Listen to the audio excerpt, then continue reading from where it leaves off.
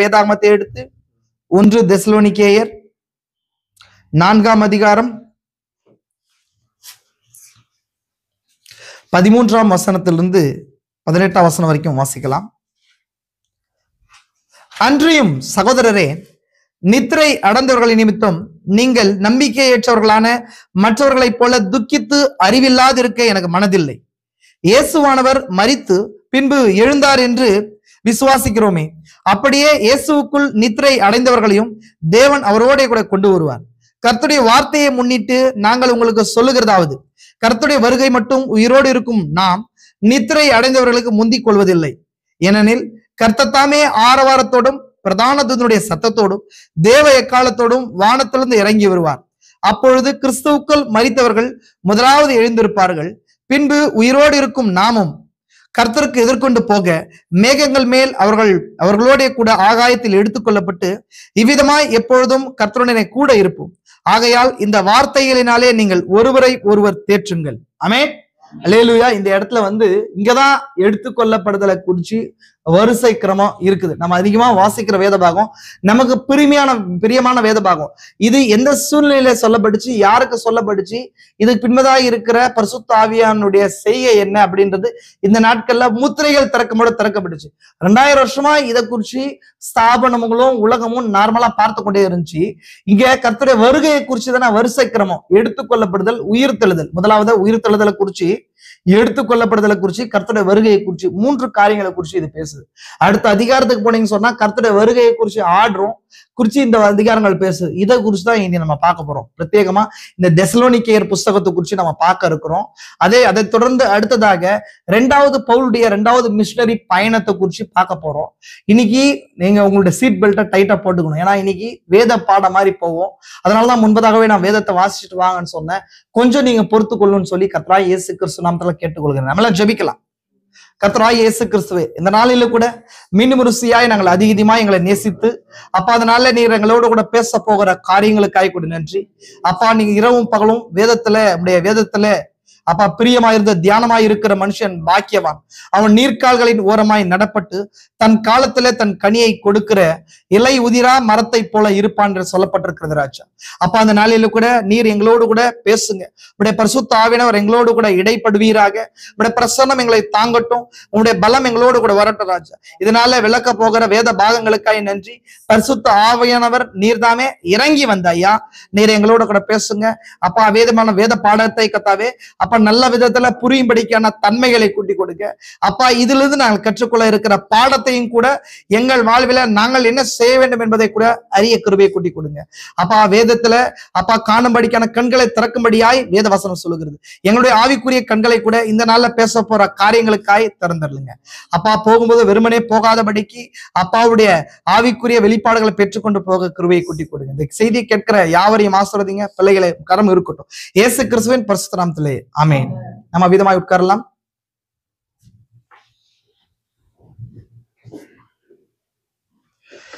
கர்த்தராகிய இயேசு கிறிஸ்துவின் பரிசுத்த நாமத்துக்கு மகிமை உண்டாகட்டும். மீண்டும் வரிசையாக இந்த நாள்ல உங்களோடு கூட வார்த்தையை நான் பகிர்ந்து கொள்கிறதுல மிகுந்த மனமகிழ்ச்சி அடைகிறேன். அல்லேலூயா. கர்த்தர் உங்களை யாவரையும் ஆசீர்வதிப்பாராக. சகோதரனே சகோதரி, யாவரும் கர்த்தர் உங்களோடு கூட இருப்பாராக. இதனால ரொம்ப நாளுக்கு அப்புறம் நம்ம வேத பாகத்துக்கு திரும்ப வந்திருக்கிறோம். நம்ம ஒரு பரிபூர்ண மனிதனின் வளர்ச்சி என்ற செய்தியில இருக்கக்கூடிய 4 குணாதிசயங்களை குறிச்சு பார்த்துட்டோம் இல்லைங்களா?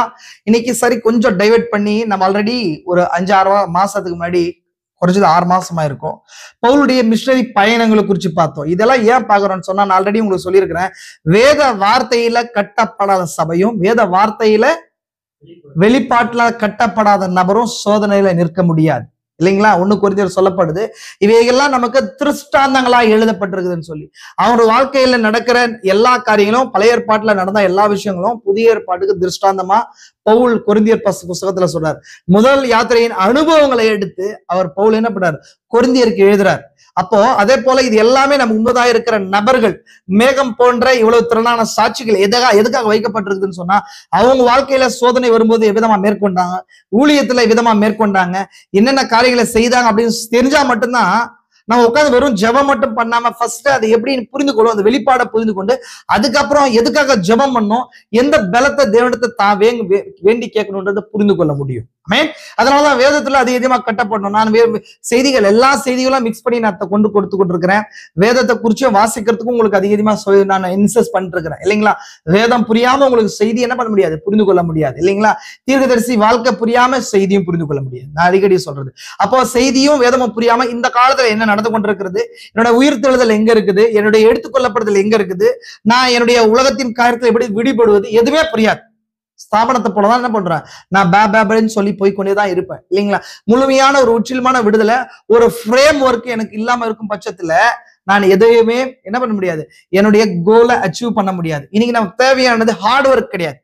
ஹார்ட் ஒர்க்னா கடின உழைப்பு கிடையாது இல்லைங்களா. என்ன வேணா ஒரு ஸ்மார்ட் ஒர்க்ன்றத சொல்றதை விட ஃப்ரேம் ஒர்க், என்ன செய்யணும், நான் இதை அச்சீவ் பண்ண, என்னோட கோலை செட் பண்ண வச்சுக்கோ. என்னோட கோல் என்ன, எடுத்துக்கொள்ளப்படுதலை நோக்கி நான் போகணும், என்னோட பாடி சேஞ்சுக்கு நான் போகணும். ஃபர்ஸ்ட் அதுக்கு நான் என்ன பண்ணணும், இதனால வெளிப்படுத்தப்பட்ட சத்தியம் என்ன, வேதத்தை நான் எதுக்கு பார்க்கணும், இந்த புத்தகங்கள்ல எதுக்காக எழுதப்பட்டிருக்குது. பைபிள்ல ஒரு புத்தகம் இருக்குது, நான் உங்களுக்கு சொல்றேன். புலம்பல்னு ஒரு புத்தகம் இருக்குது தெரியுமா. எத்தனை பேர் வாசிச்சிருக்கீங்க அதை? புலம்பல். வேதத்தை வாசிக்காதவங்களோட வேதத்தை வாசிச்சவங்களே கூட புலம்பல் புஸ்தகத்தை அதிகமா வாசிச்சிருக்க மாட்டோம். புலம்பல் அப்படின்ற ஒரு புஸ்தகம் இருக்கா தெரியுமா. அதுல அது எதுக்காக எழுதப்பட்டுச்சு, அதுக்கு ஒரு நோக்கம் இருக்குது இல்லைங்களா. தேவன் பரிசுத்த ஆவியானவர் புலம்பல்ன்ற புஸ்தகத்தை எரேமியாவினால எழுதினார். எரேமியா வச்சு எழுதினார். எரேமியாவின் மூலமா என்ன பண்றாரு, பரிசுத்த ஆவியானவர் அந்த காரியங்களை கொடுத்திருக்கிறார். எதுக்காக, எருசலேம் இந்த பாபிலோனு சிறைப்பட்டு போகும் காலத்துல அங்க நடக்கிற எல்லா சோதனைகளுக்கு எப்படி தேவன் ரியாக்ட் ஆகிறார், என்னென்ன நடக்குதுன்றதை குறிச்சு புலம்பலின் புஸ்தகத்துல தேவன் வச்சிருக்கிறார். அப்போ அதே போல இந்த நாட்கள்லயும் அது எல்லாம் நமக்கு என்னவா இருக்குது, திருஷ்டாந்தமா இருக்குது. அப்போ பைபிள்ல இருக்கிற ஒரு காரியமும் எதுக்காக எழுதப்பட்டுச்சுன்னு பார்த்திருக்கிறோம் ஆல்ரெடி, வெளிப்படுத்தின விசேஷத்துக்காக இல்லைங்களா. ஆதி அவன் வித்து எதுக்காக நிலத்துல போடப்படும்னா கனிக்காக போடப்படும். வித்து எதுக்காக போடப்படும், கனிக்காக தானே வித்து போடப்படும், மற்ற காரியத்துக்காக போடப்படுது. அதே போல ஆதியாகமும் என்ன புஸ்தகமா இருக்குது, வித்தின் புஸ்தகமா இருக்குது. வெளிப்படுத்தின விசேஷம் ஃப்ரூட் புக்கா இருக்குது, சீட் புக், அது ஃப்ரூட் புக்கா இருக்குது. அப்போ வேதத்துல இருக்கிற எல்லா பாகங்களும் வெளிப்படுத்தும் விசேஷத்துக்காக எழுதப்பட்டிருக்குது. நாம் என்னவா இருக்கிறோம், சில்ட்ரன்ஸ் ஆஃப் ரெவலேஷனா இருக்கிறோம், வெளிப்பாட்டின் பிள்ளைகளா இருக்கிறோம். நமக்காக தான் அதெல்லாம் எழுதப்பட்டிருக்குது. எனவே வேதத்துல இருக்கிற ஒரு காரியத்தையும் நம்ம பார்க்கும்போது கிறிஸ்துவையும் நம்மளையும் இங்க பார்க்கணும். யாரை பார்க்கணும், தீர்க்கதரிசி சொல்றார், வேத பாகத்தை வாசிக்கும் போது அங்க கிறிஸ்துவை நீங்கள் காணவில்லை என்றால் திரும்பவும் அந்த வேத பாகத்தை வாசிங்கன்னு சொல்றாரு. நம்ம பார்த்திருக்கிறோமா இல்லையா. அப்போ ஏதோ ஒரு ஸ்டோரியாவும் ஒரு கதையாவும் வாசிக்கிறது கிடையாது. இந்த வேதத்தை வாசிக்கும் போது 3 நபர்களை கண்டிப்பா நீங்க கண்டுகொள்ளணும். ஒண்ணு கிறிஸ்துவையும் சபையும், அது ரெண்டு காரியம். மூன்றாவது இன்னொரு கேரக்டர் பிசாசுடைய எந்த நபரை செயல்படுறது கிடையாது, பிசாசு செயல்படுவோம். ஒண்ணு தேவனுக்கும் சாத்தானுக்கும் இடையே நடக்கிற போராட்டம் தான் மீட்பின் திட்டமா இருக்குது. புரிச்சுக்கலாம் உங்களுக்கு.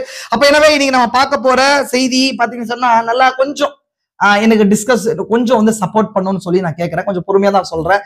இது எதுக்குன்னு சொன்னா, நான் வழக்கமா போன வாரம் எடுத்த அந்த கேரக்டர் ஸ்டடி மாதிரி, சரி இந்த டாபிக் ஸ்டடி மாதிரி இருக்காது. வேதத்தை படிக்கிறது வேத பாட வகுப்பு மாதிரி இருக்கும். வேதத்தை படிக்கிறது யூஸ்ஃபுல்லா இருக்கும் உங்களுக்கு. அதனால டீட்டெயிலா நான் இதை எடுக்க போறேன். தயவு செஞ்சு பொறுமையா இருங்க. ஏன்னா நம்ம எல்லா உபதேசங்கள் வழியா நம்ம கடந்து வரணும். வெறும் இது மட்டும் இருக்கக்கூடாது இல்லைங்களா. நம்மளுடைய அனுதின ஆகாரம் ஃபுல் ஸ்கொயர் மீலா இருக்கணும். நான் சொல்லியிருக்கேன் இல்லைங்களா, எல்லா விதமான ஊட்டச்சத்துகள் நிறைந்த ஒரு ஆகாரத்தை நம்ம சாப்பிடும் போது மட்டும்தான் நமக்கு நம்ம டெய்லியும் வாழ்றதுக்கு தேவையான எல்லா விதமான ஸ்ட்ரென்த் நமக்கு கிடைக்கும். அதே போல நான் வெறும் காஸ்பல் மெசேஜ் மட்டும் எனக்கு வேணும் இல்ல வெளிப்படுத்த விசேஷத்தை மட்டும் நான் வேணும் அப்படின்னு சொல்லி நம்ம அப்படி இல்ல. வேதத்தை முழுசும் ஃபுல் ஸ்கொயர் மீலும் நமக்கு வேணும் இல்லைங்களா. முழு பஸ்காவையும் நம்ம புசிக்கணும். முழு பஸ்கான்னு சொன்னா என்ன அர்த்தம், முழு ஆட்டையும் புசிக்கணும். ஆட்டுல இருக்கிற எறும்புலேருந்து அதுல இருக்கிற அந்த ஃபேட் முதற்கொண்டு, புரோட்டீன், அந்த சதை ஃபிளஷ் முதற்கொண்டு, போன்ஸ் முதற்கொண்டு எல்லா விதமான காரியத்தை புசிக்கும் போதுதான் அதுக்கு எனக்கு சரீரத்துக்கு தேவையான ஸ்ட்ரென்த் இருக்கும் இல்லைங்களா. இப்ப ஒரு மனுஷனுக்கு தேவையான ஆகாரம் என்னவா இருக்குது, புரோட்டீனா இருக்குது இல்லைங்களா. புரோட்டீன் தேவை இல்லையா நம்ம உடம்புக்கு, அது மசிலுக்கு புரோட்டீன் தேவை, கார்போஹைட்ரேட் தேவை. கார்போஹைட்ரேட் சொல்றோம் இல்லைங்களா, அதான் மாவு சத்து நிறைந்த பகுதிகள். அதே போல மினரல்ஸ் வேணும், விட்டமின்ஸ் வேணும், ஆன்டி ஆக்சிடென்ட்ஸ் வேணும். இது மாதிரி எல்லா விதமான சத்தும் நமக்கு உடம்புக்கு தேவை. அதே போல ஃபேட் வேணும். ஃபேட் நிறைய பேர் தேவையில்லைன்றாங்க. இந்தியாவில தான் ஃபேட் தேவையில்லைன்றாங்க. ஃபேட்டும் குட் ஃபேட்ன்றது சரியான அளவுல நம்ம உடம்புக்கு தேவை இல்லைங்களா. அப்ப இது எல்லாம் நமக்கு தேவை. இது எல்லா ஆகாரம் தேவை. அந்த மாதிரிதான் பைபிள்ல இருக்கிற ஒரு உபதேசமும் சுவிசேஷமும் நமக்கு தேவை வேணும். வெளிப்பாட்டுல இருக்கிற விஷயங்களும் தேவை, வேத பாடமும் தேவை, தியானங்களும் தேவை, டாபிக் ஸ்டடியும் தலைப்பு வகுப்பும் தேவை. கேரக்டர் ஸ்டடி, ஒரு கேரக்டரை எடுத்துக்கின்னு நம்ம அநேக பேர் அப்போ நம்மளுடைய வளர்ச்சிக்கு தக்கதா இது எல்லாமே நம்ம வளர்ந்து வரணும். அநேக நபர் கேரக்டர் ஸ்டடி எடுத்தா ரொம்ப சந்தோஷமாயிடுவாங்க. கேரக்டர் ஸ்டடி, அபிரகாமோட வாழ்க்கையில எப்படி நடந்துச்சு, அப்படி நடந்துச்சு, அபிரகாம் இப்படி வந்தாரு, மம்ரே சமபூமியில தேவன் இறங்கி வந்தார், இதெல்லாம் என்ன ஆயிடுவாங்க, குஷி ஆயிடுவாங்க. என்ன காட்டுதுன்னு சொன்னா அவங்க வளர்ச்சி அவ்வளவுதான்றது காடு. நம்ம என்ன பண்ணோம், வளர்ந்து வெளிப்படுத்த விசேஷத்தை நோக்கி வளரணும். அது எல்லாத்துக்கும் தான் இது கேரக்டர் ஸ்டடி தேவைப்படுது. நமக்கு கேரக்டர் ஸ்டடினா தெரியுமா, கேரக்டர்னா ஒரு நபர், அபிரகாம், ஈசாக்கு, யாக்கோபுன்ற நபர்களை குறிச்சு இல்லைங்களா. டாபிக் ஸ்டடி, இப்போ லவ், அன்பை குறிச்சு, விசுவாசத்தை குறிச்சு, இது டாபிக்கை குறிச்சு. அதே போல கண்டென்ட் ஸ்டடி, கண்டென்ட்னா ஒரு இடத்துல தேவன் எப்படி செயல்பட்டார், ஒரு யாத்திரையில தேவன் எப்படி எல்லாம் செயல்பட்டார் அப்படின்றது, அந்த நிகழ்வுல எப்படி செயல்பட்டார், அந்த காலத்துல எப்படி செயல்பட்டாருன்றது. அதே போல ஒரு புத்தகத்தை எடுத்துக்கணும், அந்த புத்தகத்துல தேவன் என்னென்ன சொல்ல வர்றாரு அந்த காலத்துல.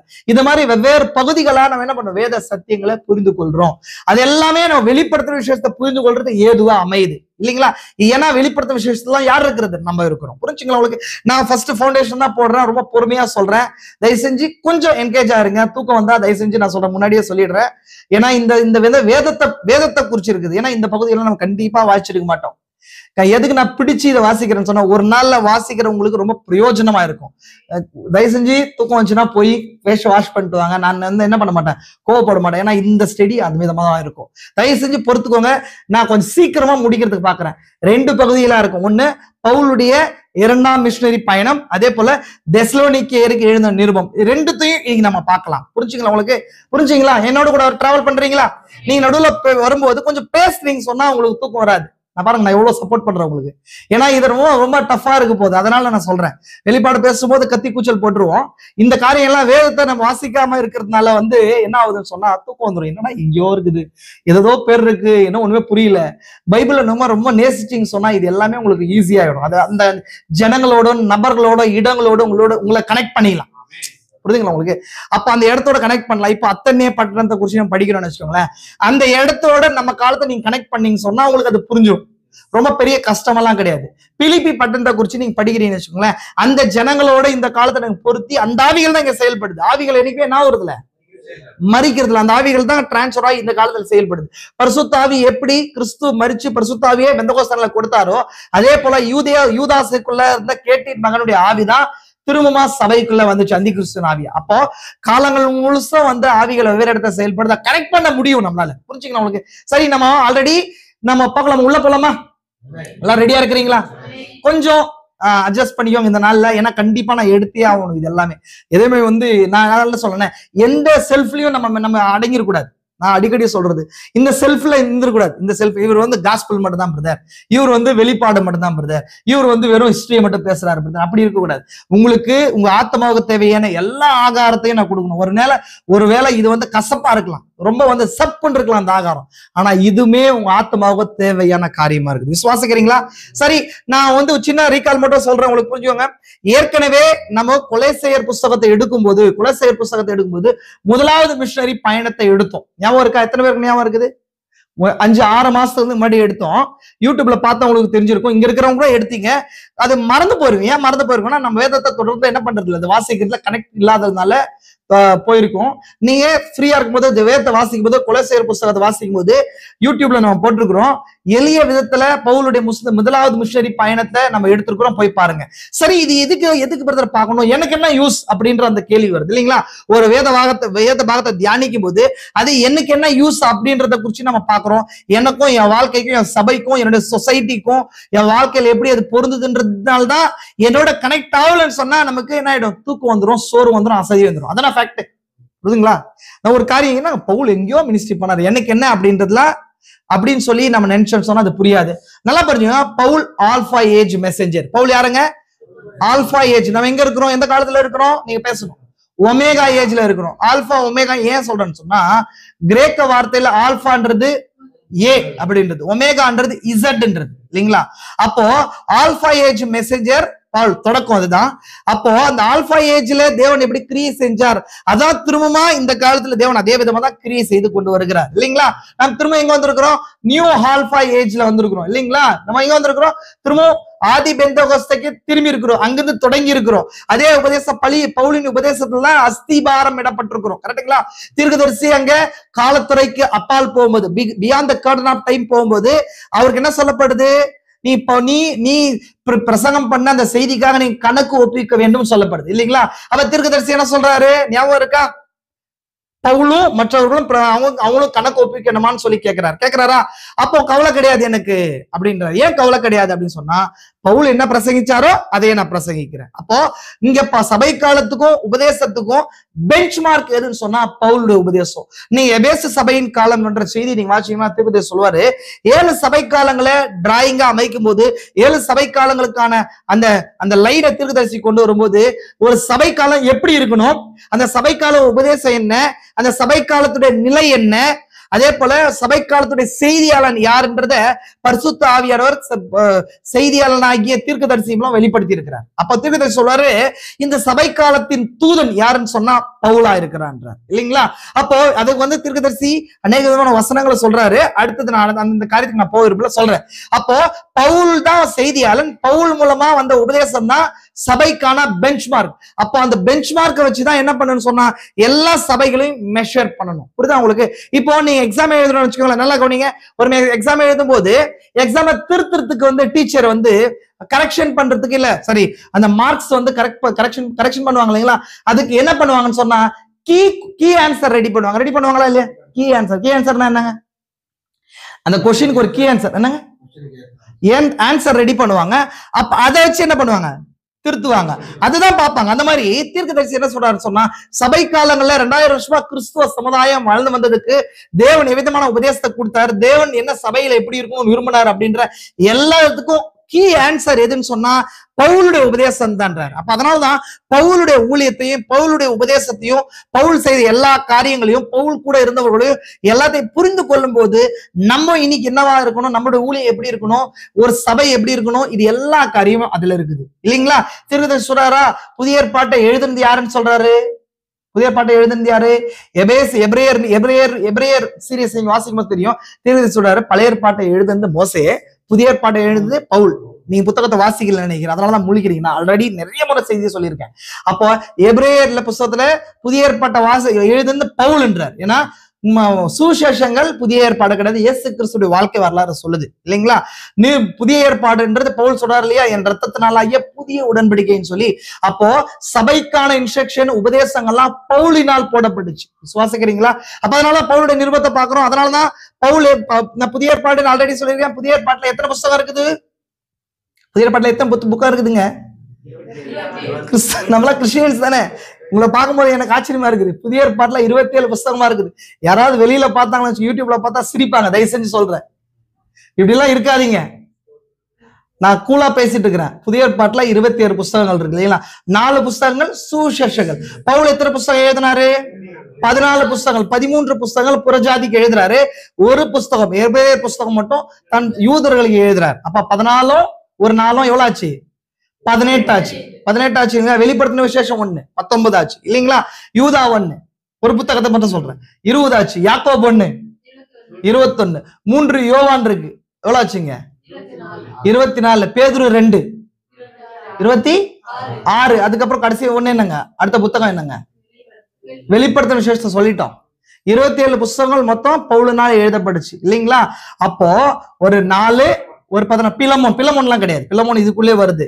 பவுலுடைய நிருபங்கள் 14, சுவிசேஷம் 4, அதுக்கப்புறம் 18, அதுக்கப்புறம் சரி யூதா 1 19, யாக்கோபு 1 20, பேதுரு 2 22, அதுக்கப்புறம் யோவான் 3 22 3 25. இன்னொன்னு என்னங்க, இன்னும் 2 யூதா புஸ்தகத்தை சொல்லிட்டோம்ல, திரும்ப ரிட்டீன் வந்துட்டே இருக்கீங்களே. வெளிப்படுத்துற விசேஷம் எபிரேயர் சொல்லியாச்சு. ஆமென். அப்போ என்ன மிஸ் பண்ணிருக்கீங்க பாருங்க. அப்போஸ்தல நடவடிக்கைகள் நான் மிஸ் பண்ணிட்டோம். அப்போஸ்தல நடவடிக்கைகள் 1 27 புத்தகங்கள் இருக்கு இல்லைங்களா. நல்லா கவனிங்க பாருங்க, நம்மளே கன்ஃபியூஸ் ஆயிட்டோம்.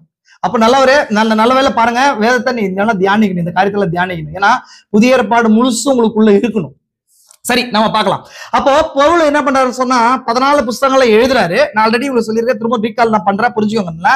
சில இடங்கள்ல பவுல் நபர்களுக்கு எழுதுறாரு, தனிப்பட்ட நபர்களுக்கு எழுதுறாரு. அதை பாத்தீங்கன்னு சொன்னா தீத்து, டைட்டஸ் இருக்கு இல்லையா, அது நபருக்கு எழுதுறது, ஒரு பர்சனுக்கு எழுதுறது.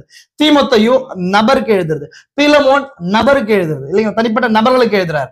சபைகளுக்கு எழுதுறது, எதுக்கு சபைக்கு எழுதுறாரு? தனிப்பட்ட ஊர்கள்ல இருக்கிற சபைக்கு எழுதுறாரு. ஒண்ணு கொரிந்தியர் புஸ்தகம், கலாத்தியர் கிடையாது, நான் சொல்றேன் உங்களுக்கு. கலாத்திய நாட்டுக்கு எழுதுற சபை, புரிதுங்களா? கலாத்தியான்ற பகுதியில இருக்கிற எல்லா சபைகளுக்கும் அந்த நிருபம் பொருந்தும், இல்லைங்களா? அதே போல தெசலோனிக்கேயர், இப்ப வாசிக்கிற தெசலோனிக்கேயர். அதே போல என்னங்க, ரோம்ல இருக்கிறவங்க எழுதுறாரு. அப்புறம் எபேசியர், எபேசுன்ற ஊர்ல இதங்க எழுதப்பட்டுச்சு. அப்ப நான் ஆல்ரெடி சொல்லியிருக்கிறேன், நாட்டுல இருக்கிறவங்களுக்கு போல எழுதியிருக்கிறார், கலாத்திய நாட்டுல இருக்கிறவங்களுக்கு எல்லாம் எழுதியிருக்காரு, இல்லைங்களா? அடுத்தது தனிப்பட்ட ஊர்கள்ல இருக்கிற சபைகளுக்கு எழுதுறாரு. அதுக்கப்புறம் யூத ஜனங்கள், 12 கோத்திரம் இருக்கிற யூத ஜனங்களுக்கு எழுதியிருக்காரு. அதே போல தனிப்பட்ட நபர்களுக்கும் எழுதியிருக்காரு. இதெல்லாம் புரிஞ்சுக்கணும். அவளுக்கு கொலோசையர்ன்றது ஆசியாவில் இருக்கிற அந்த 7 சபைகள் இருந்த இடத்துல இருக்கிற ஒரு ஊர் தான் கொலோசை பட்டணம், அதுக்கும் எழுதியிருக்காரு. நம்ம லாஸ்ட் வீக் கொலோசை புத்தகத்தை பார்த்தோம். நீ வேதத்தை எப்பாவது வாட்சிங்கன்னு சொன்னா ஒரு சின்ன உங்களுக்கு சப்போர்ட்டுக்கு ஒரு இன்ட்டு கொடுக்குறேன். நான் நம்ம மெசேஜ்ல யூடியூப்ல போட்டிருக்கிறோம். புதிய ஏற்பாடு வாசிக்கும் போது நீங்க ஒரு புத்தகத்தை வாசிக்கிறீங்கன்னு சொன்னா அதுக்கு முன்பதாக அதை போய் நீங்க ஒரு டைம் ரீகால் நீங்க கேட்டீங்கன்னு சொன்னா வாசிக்கிறதுக்கு ரொம்ப பிரயோஜனமா இருக்கும். அதுக்கு எல்லாத்தையுமே இன்ஸ்ட்ரக்ஷன் நம்ம கொடுத்துருக்கணும், புரிதுங்களா உங்களுக்கு? அதுக்காக தான் நம்ம கொடுக்குறோம். வேதத்தை வாசிக்கிறது கஷ்டமா இருக்குன்னு சொல்றதுக்கு தான் கொடுக்குறோம். நம்ம யூடியூப்ல அதுக்கு எல்லாமே இருக்கு, அப்லோட் பண்ணிருக்கோம், பாருங்க. இன்னைக்கு தெசலோனிக்கேயர் புஸ்தகத்தை குறித்து நம்ம தியானிக்கிறதுக்கு முன்பதாக, இப்ப இந்த புஸ்தகம் எதுக்காக எழுதப்பட்டுச்சு, யாருக்காக எழுதப்பட்டுச்சு, தெசலோனிக்கேயர், அப்படி தெசலோனிக்கேன்ற ஊருக்கும் பவுலுக்கும் இருக்கிற இருந்த உறவு என்ன, அந்த சபைக்கு ஏன் பவுல் எழுதினார் அப்படின்றத நம்ம அறிஞ்சுக்கொள்ளணும், இல்லையா? இப்ப ஒரு லெட்டர் எழுதுற, ஆல்ரெடி சொன்னேன். பவுல் என்ன எழுதினாரு? ஒரு நாட்டையே எழுதினாருன்னா அந்த நாட்டுல அநேக சபைகள் இருந்திருக்குது, அந்த சபைகளுக்கெல்லாம் சேர்த்து ஒரு லெட்டர் எழுதுறாரு. அதான் கலாத்தியர் புஸ்தகம். எபிரேயர்கள், யூதர்கள் உலகெல்லாம் சிதறி போகும்போது அங்க எங்கெல்லாம் இருக்கிறாங்க அவங்களுக்கெல்லாம் சேர்த்து எபிரேயர் புஸ்தகத்தை எழுதுறாரு. அப்ப எல்லாருக்குமே அது பொருந்தும். அதே போல தெசலோனிக்கே அப்படின்னும் போது தெசலோனிக்கேன்ற ஊர்ல ஒரு சபை இருந்திருக்கு. அந்த சபைக்கு அந்த சபையுடைய தேவைகள் என்ன, அந்த சபைகள்ல இருக்கிற பிரச்சனைகள் என்ன, பரிசுத்தாவி என்ன சொல்ல இருக்கிறாரு, அவங்க எப்பேற்பட்டவர்கள் அறிஞ்சு கொள்றதுக்கு, அங்க இருக்கிற நபர்கள் எப்பேற்பட்டவர்களை அறிஞ்சு கொள்றதுக்கு அந்த புஸ்தகத்தை எழுதுறாரு. புரிஞ்சுதுங்களா உங்களுக்கு? இது வரைக்கும் புரிஞ்சா உங்களுக்கு? நான் போய் பொறுமையா தானே பேசுறேன், கவனிங்க நல்லா. அப்ப அந்த மாதிரி இந்த தெசலோனிக்கே பட்டணம்ன்றது என்ன, பவுலும் தெசலோனிக்கே பட்டணத்துக்கு போனாரா, அந்த பட்டணத்துக்கும் அவருக்கு இருக்கிற உறவு என்ன, எங்க அவரை சந்திச்சார், அந்த சபை எப்படி ஸ்தாபிக்கப்படுதுன்றத ஃபர்ஸ்ட் அறிஞ்சு கொண்டு அதுக்கப்புறம் தெசலோனிக்கேயர் நிருபத்துக்கு வரலாமா? அப்ப இதை நீங்க பார்க்கணும்னு சொன்னா பவுலுடைய 2வது மிஷனரி பயணத்தை பார்க்கணும் மொத்தம், இல்லைங்களா? பவுலுக்கு மொத்தம் எத்தனை மிஷனரி பயணம் இருக்கு தெரியுமா? 3. இன்னும் சொல்லணும் 4. 4வது மிஷனரி பயணத்துல பவுல் எருசலேம்ல இருந்து ரோமுக்கு போயிடுறாரு. ரோம்ல போய் என்ன பண்றாருன்னு சொன்னா அவர் கொல்லப்பட்டார், மாட்டாயர் ஆயிடுறாரு, மறிச்சிடுறாரு. அதை 4வது அப்படின்னு சொல்றாங்க. வழியில எங்கேயுமே சுவிசேஷம் சொல்ல முடியல, ஆனா கைதியா தான் போறாரு 4வது. ஆனா 3 மிஷனரி பயணங்கள் இருக்குது. ஒன்று, அந்த மிஷனரி பயணங்கள் அப்படின்னா என்ன அர்த்தம் சொன்னா, இனி கூட நல்ல கவனிங்க, இனி கூட ஃபாரின்ல அநேக ஊழியக்காரர் இருக்கிறாங்க, நம்ம ஊர்லயும் கூட ஊழியக்காரர் இருக்கிறாங்க. அவங்க என்ன பண்றாங்கன்னு சொன்னா ஒரு ஊழியத்தை ஸ்டார்ட் பண்ணி ஃபாரின் ஒரு ட்ரிப் போயிட்டு ஒரு ஏரியால ஃபுல்லா மினிஸ்ட்ரி பண்ணிட்டு திரும்பவும் அதே இடத்துக்கு அந்த இடத்துல இருக்கிற நிலைகளையும் சபைகளை குறிச்சு ரிப்போர்ட்டை சப்மிட் பண்ணுவாங்க, இல்லைங்களா? அதை இண்டிவிஜுவல் பாஸ்டர் செய்வாங்க. அதே போல அன்னைக்கு இருந்த அப்போஸ்தலர்கள் செய்வாங்க. அப்போஸ்தலர்னா என்ன அர்த்தம்? அனுப்பப்பட்டவன் அர்த்தம், இல்லைங்களா? அப்போஸ்தலருடைய வேலை என்ன அப்படின்னா அஸ்திவாரம் போட்டு ஒரு சபையை உருவாக்குறது. சபையை மட்டும் உருவாக்கிட்டு என்ன பண்ணிடுவாங்க, அவங்க போயிடுவாங்க. அதுக்கப்புறம் அங்க கண்காணிகளை, பிஷப்ஸை வச்சு, பாஸ்டர்ஸை வச்சு, பாஸ்டர் அடுத்த சபையை கொண்டு போகணும். அதே போல அந்த சபையில இருக்கிற புதிய உபதேசமோ உபதேச ரீதியான கருத்துக்களோ தர்க்கங்கள் உண்டாகும் போது அதுக்கான விடை எங்கதான் கிடைக்கும்னா திரும்ப அப்போஸ்தல உபதேசத்துல கிடைக்கும், இல்லைங்களா? யார சபையை உருவாக்குறது? அப்போஸ்தலர். அப்ப அது மாதிரி பவுல் என்ன பண்றாரு, எங்கெல்லாம் போறாரோ அங்க சபைகளை உருவாக்குனாங்க. அந்த இயேசுடைய சீஷர்கள் அப்படிதான், இல்லைங்களா? இந்தியாவுக்கு வரும்போது கூட இந்தியாவிலையும் பேதுரு, சரி நம்ம தாமஸ் சபையில உண்டு பண்ணார். அது மாதிரி பவுல் என்ன பண்றாருன்னா அந்தியோகியாவிலிருந்து ஸ்டார்ட் பண்ணி தன்னுடைய 1வது மிஷனரி பயணத்தை வைக்கிறார். ஆல்ரெடி சொன்னவங்களுக்கு எருசலேம்ல சபையுடைய 1வது ஆதி அப்போஸ்தலர் சபையுடைய தலைமை எருசலேம்ல இருந்துச்சு ஃபர்ஸ்ட், இல்லைங்களா? பெந்தகோஸ்தே நாள் தான் அவங்க பரிசுத்தாவை பெற்றுக்கொண்டாங்களா, இல்லைங்களா? அதே போல அங்கதான் இருந்தாங்க. சபைக்கு உபத்திரம் வருது, ஸ்தேவானுடைய மரணத்துக்கு அப்புறம் சபைக்கு உபத்திரம் வருதா இல்லையா? உபத்திரம் வந்த பின்னாடி அங்கே எல்லா சிஷ்யர்கள்லாம் எல்லாம் சிதறப்பட்டு போன பின்னாடி சபையுடைய தலைமையை வந்து அந்தியோகியாவுக்கு, சீரியாவில் இருக்கிற அந்தியோகியாவுக்கு மாற்றப்படுது. நான் தான் கொஞ்சம் இந்த மேப்போட கொஞ்சம் பார்க்கலாம்னு நினைக்கிறேன். நீங்க நல்லா கொஞ்சம் இந்த விஷயத்த கொஞ்சம் நீங்க மேப்போட புரிஞ்சீங்கன்னா, டிராயிங்கோட புரிஞ்சீங்கன்னா நல்லா இருக்கும்னு நினைக்கிறேன். பாருங்க, நான் காட்டுறேன். இது யூதேயா, நான் ஆல்ரெடி சொல்லியிருக்கேன். இங்க எருசலேம், இது சீரியா இல்லைங்களா? சீரியாவில் இருக்கிற அந்தியோகியா. புரியுதுங்களா உங்களுக்கு? இந்த அந்தியோகியாவுக்கு தான் என்ன மாற்றப்படுச்சு? சபையுடைய தலைமையகம் மாற்றப்படுச்சு. அப்ப அந்த இடத்துலதான் 13வது அதிகாரம் வாட்சி பாருங்க. அப்போஸ்தலர் நடவடிக்கைகள் 13வது அதிகாரத்தை வாட்சி பாருங்க.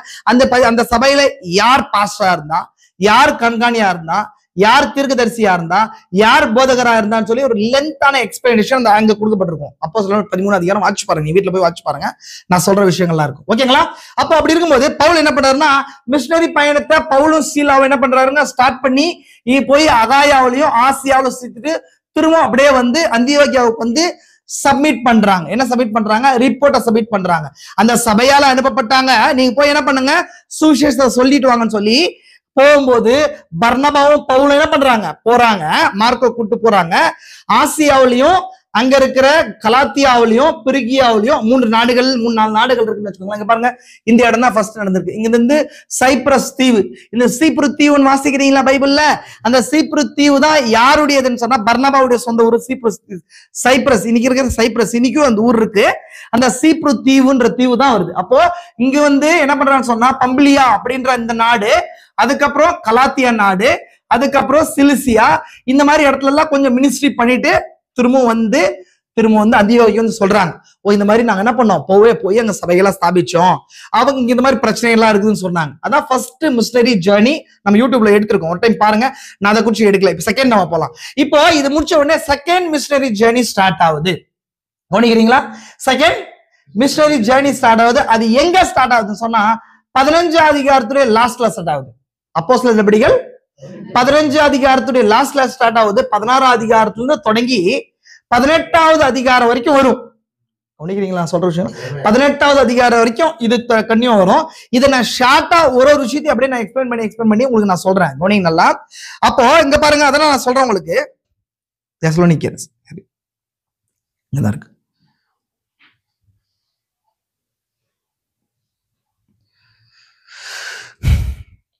ஓகே, இதான் பவுலுடைய 2வது மிஷனரி பயணம். ஆல்ரெடி சொன்ன எங்க சபை இருந்துச்சு, அந்தியோகியா பட்டணம் இருந்துச்சு. நாம ஏன் பாக்குறோம்ன்றது புரிஞ்சுக்கோங்க. இது எல்லாத்தையும் உங்களோட கூட நீங்க கனெக்ட் பண்ணிக்கோங்க, புரிஞ்சுக்கலாம். உங்களுக்கு ஏன் பாக்குறோம், இன்னைக்கு நடக்கிற மாதிரி ஒரு அப்போஸ்தலர் இருந்தா, இப்ப தீர்க்கதரிசி இருந்தாரா இல்லையா? தீர்க்கதரிசி என்ன பண்ணாரு, அவருடைய சொந்த சபை எதுங்க, பிரணாம் டாபர்னக்கல், அங்கதான் இருந்தாரு இல்லையா? அப்போ அங்க இருந்து என்ன பண்ணாருன்னா, அவர் இந்தியாவுக்கு எல்லாம் சுற்றுப்பயணமா வந்தாரு இல்லைங்களா? வந்தாரா? ஆப்பிரிக்கா டர்பனுக்கெல்லாம் வந்தாரா? ஏன்னா அவர் அப்போஸ்தலனா வந்தாரு இல்லைங்களா? அப்போஸ்தலனா இங்கிருந்து வந்து அங்க வந்த சபைகள் தான் இன்னைக்கு ஸ்தாபிக்கப்பட்டிருக்குது. டர்பன்ல ஸ்தாபிக்கப்பட்டிருக்குது இல்லைங்களா? ஐரோப்பாவில ஸ்தாபிக்கப்பட்டிருக்குது. வந்து திரும்ப வந்து அவரு தன் தேசத்துக்கு வந்து 1954 வருஷத்துல ஒரு செய்தி கொடுத்திருக்காரு. இந்தியா ட்ரிப் ரிப்போர்ட் செய்தி கொடுத்திருக்காரா? இந்தியாவின் பிரயாணம் செய்தி கொடுத்திருக்காரு. படிச்சிருக்கீங்களா? வார்த்தை மாம்சமானதுன்ற செய்தியோட தலைப்புல இருக்கும் அந்த செய்தி. அப்ப இந்தியாவை நான் போனேன்னு சொல்லி, அப்போ இந்தியாவுல சுவிசேஷத்தை சொல்லி அங்க சபைகளை ஸ்தாபிக்கிற மாதிரி புரிஞ்சுக்கோங்க நீங்க. அது மாதிரிதான் இதை யார் செஞ்சது ஃபர்ஸ்ட்னு சொன்னா அப்போஸ்தலர் செஞ்சாங்க. பிரத்யேகமா பவுல் அந்த வேலையை செஞ்சார். புரிஞ்சுங்களா? இப்ப நான் 2வது மிஷனரி பயணத்தை பாக்குறேன். முதல் மிஷனரி பயணம் நான் சொல்றேன் உங்களுக்கு ஆல்ரெடி. இப்ப யார் போனாங்க? 3 பேர் போனாங்க. பவுல் போனாரு, பர்னபா போனாரு, பர்னபாவோட மார்க் போனார். மார்க் பாதியில வந்துட்டார். பாதியில என்ன பண்ணிட்டாரு, பம்பிலியா தேசத்துல இருந்து வந்துட்டாரு. ஏன்னா இந்த பவுலும் பர்னபாவும் வயசான ஆட்கள், புரிஞ்சா உங்களுக்கு? அப்ப அவங்க வயசான ஆட்கள் பாத்தீங்க சொன்னா பெந்தகோஸ்தல்ல பார்த்தா 2 hour உட்காந்து முட்டி போட்டு ஜெபம் பண்ணிட்டு இருப்பாங்க. நான் சின்ன வயசுல பாத்துருக்கேன். எங்க அப்பா ஜெபம் பண்ணி 4 மணிக்கு ஜெபம் பண்ண சொல்லுவாரு. ஏன்னா தாங்க முடியாது. ஓகேங்களா? அப்படியே பைபிள் மேல வச்சு தூக்கிடுவேன் நான். ஓகேங்களா? அப்ப அந்த மாதிரி வயசு வாலிபர்களும் யூஸ் என்ன பண்ண தாங்க மாட்டாங்க. இவங்க கடினமா ஊழியம் செய்யும் போது மார்க் தாங்காம என்ன பண்ணுவாரு, எருசலேமுக்கு வந்துருவாரு, சொந்த ஊருக்கு வந்துருவாரு. அப்ப வந்த உடனே மினிஸ்ட்ரி எல்லாம் செஞ்சுட்டு திரும்ப வந்து வருவாங்க. 2வது அடுத்தது பாத்தீங்கன்னா செகண்ட் மிஷனரி ஜர்னி போலாம் அப்படின்னு சொல்லி பிளான் பண்ணி பவுல் சொல்லுவாரு. சொல்லும் போது திரும்ப பவுல் என்ன பண்றாரு, பர்னபா என்ன சொல்றாரு சொன்னா, மார்க்கோ கூட்டின்னு போலாம் அப்படின்னு சொல்லி பேசுவார். யாரை கூட்டு போலாம்?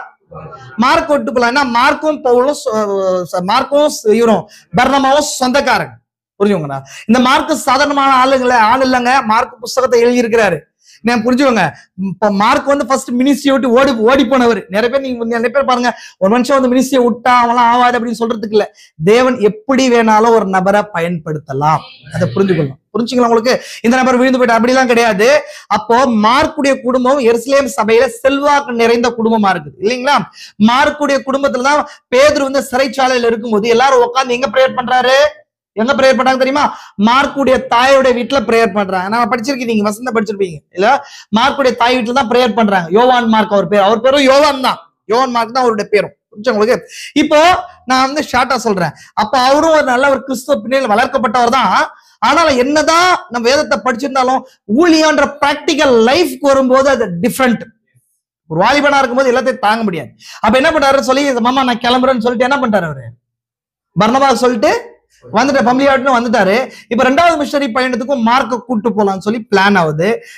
இப்போ பவுலுக்கும் பர்னபாவுக்கும் என்ன ஆகுது? பயங்கர சண்டை ஆகுது. இல்ல அவன் கூட்டு போக கூடாது, அவன் ஆல்ரெடியே பண்ணிட்டான், வந்துட்டான், திரும்ப எப்படி அவனை கூட்டு போறது சொல்லி பிரச்சனை பண்றாங்க. கரெக்ட் தானே? நம்மளோட பார்வை கரெக்ட் தானே பிரதர்? ஒரு மினிஸ்ட்ரிக்கு வரும், டைம் வர்றதுல திடீர்னு பாதியில ஓடி வந்துடுறது, இதெல்லாம் பண்ணும்போது நமக்கு என்ன ஆகுங்க? கோவம் வரும், ஆத்திரம் வரும், நினைக்க கோவம் வரும். என்ன நான் அநேக நேரங்கள் யோசிப்பேன், என்ன பிரதர்ஸ் இப்படி பண்றாங்க? எல்லாருமே மாத்தி கோவம் என் மேல உங்களுக்கு வரலாம். அப்போ இப்படி இருக்கும்போது பர்னபா வந்து என்ன பண்ண, இல்ல கூட்டு போலாம் அப்படின்னு போது பவுல் என்ன பண்ற, கட் அண்ட் ரைட்டா பேசுறாள். வெட்டு ஒண்ணு துண்டு ரெண்டு தான் பவுல். அப்போ நல்லா கவனிங்க, நல்லா பொறுமையா கேளுங்க. அப்ப அப்படி இருக்கும்போது ரெண்டு பேரும் பிரிஞ்சிடுறாங்க. இந்த விஷயத்துக்காக ரெண்டு பேரும் என்ன பண்ணிடுறாங்க? ஒரு நபருக்காக பாருங்க, பவுல் மார்க்குக்காக என்ன யார் பிரியுது? பேசாதீங்க, நடுவில் பேசாதீங்க, நான் சொல்றது கேட்கறதுக்கு மட்டும் பதில் சொல்லுங்க. அப்போ கவனிங்க நல்லா, மார்க்குக்காக பிரிஞ்சு இந்த மார்க்க பர்னபா கூட்டு எங்க போயிடுறாரு? எங்க தெரியுமா போயிடுறாரு? அவரோட சொந்த ஊர் இருந்துச்சு பாருங்க, எருசலேம் கிடையாது, சைப்ரஸ்க்கு, சீப்ரு தீவுக்கு போயிடுறாரு. புரியுதுங்களா உங்களுக்கு? ஆனா பவுல் என்ன பண்றாருன்னு சொன்னா, அங்க சீலாவை கூட்டு போய் திரும்பவும் தன்னுடைய மிஷனரி பயணத்தை ஸ்டார்ட் பண்றாரு இல்லைங்களா? இப்ப இந்த சீலா யாரு அப்படின்னு சொல்லிடுறேன், அதையும் நான் உங்களுக்கு சொல்லிடுறேன், உங்களுக்கு புரிஞ்சிடும்.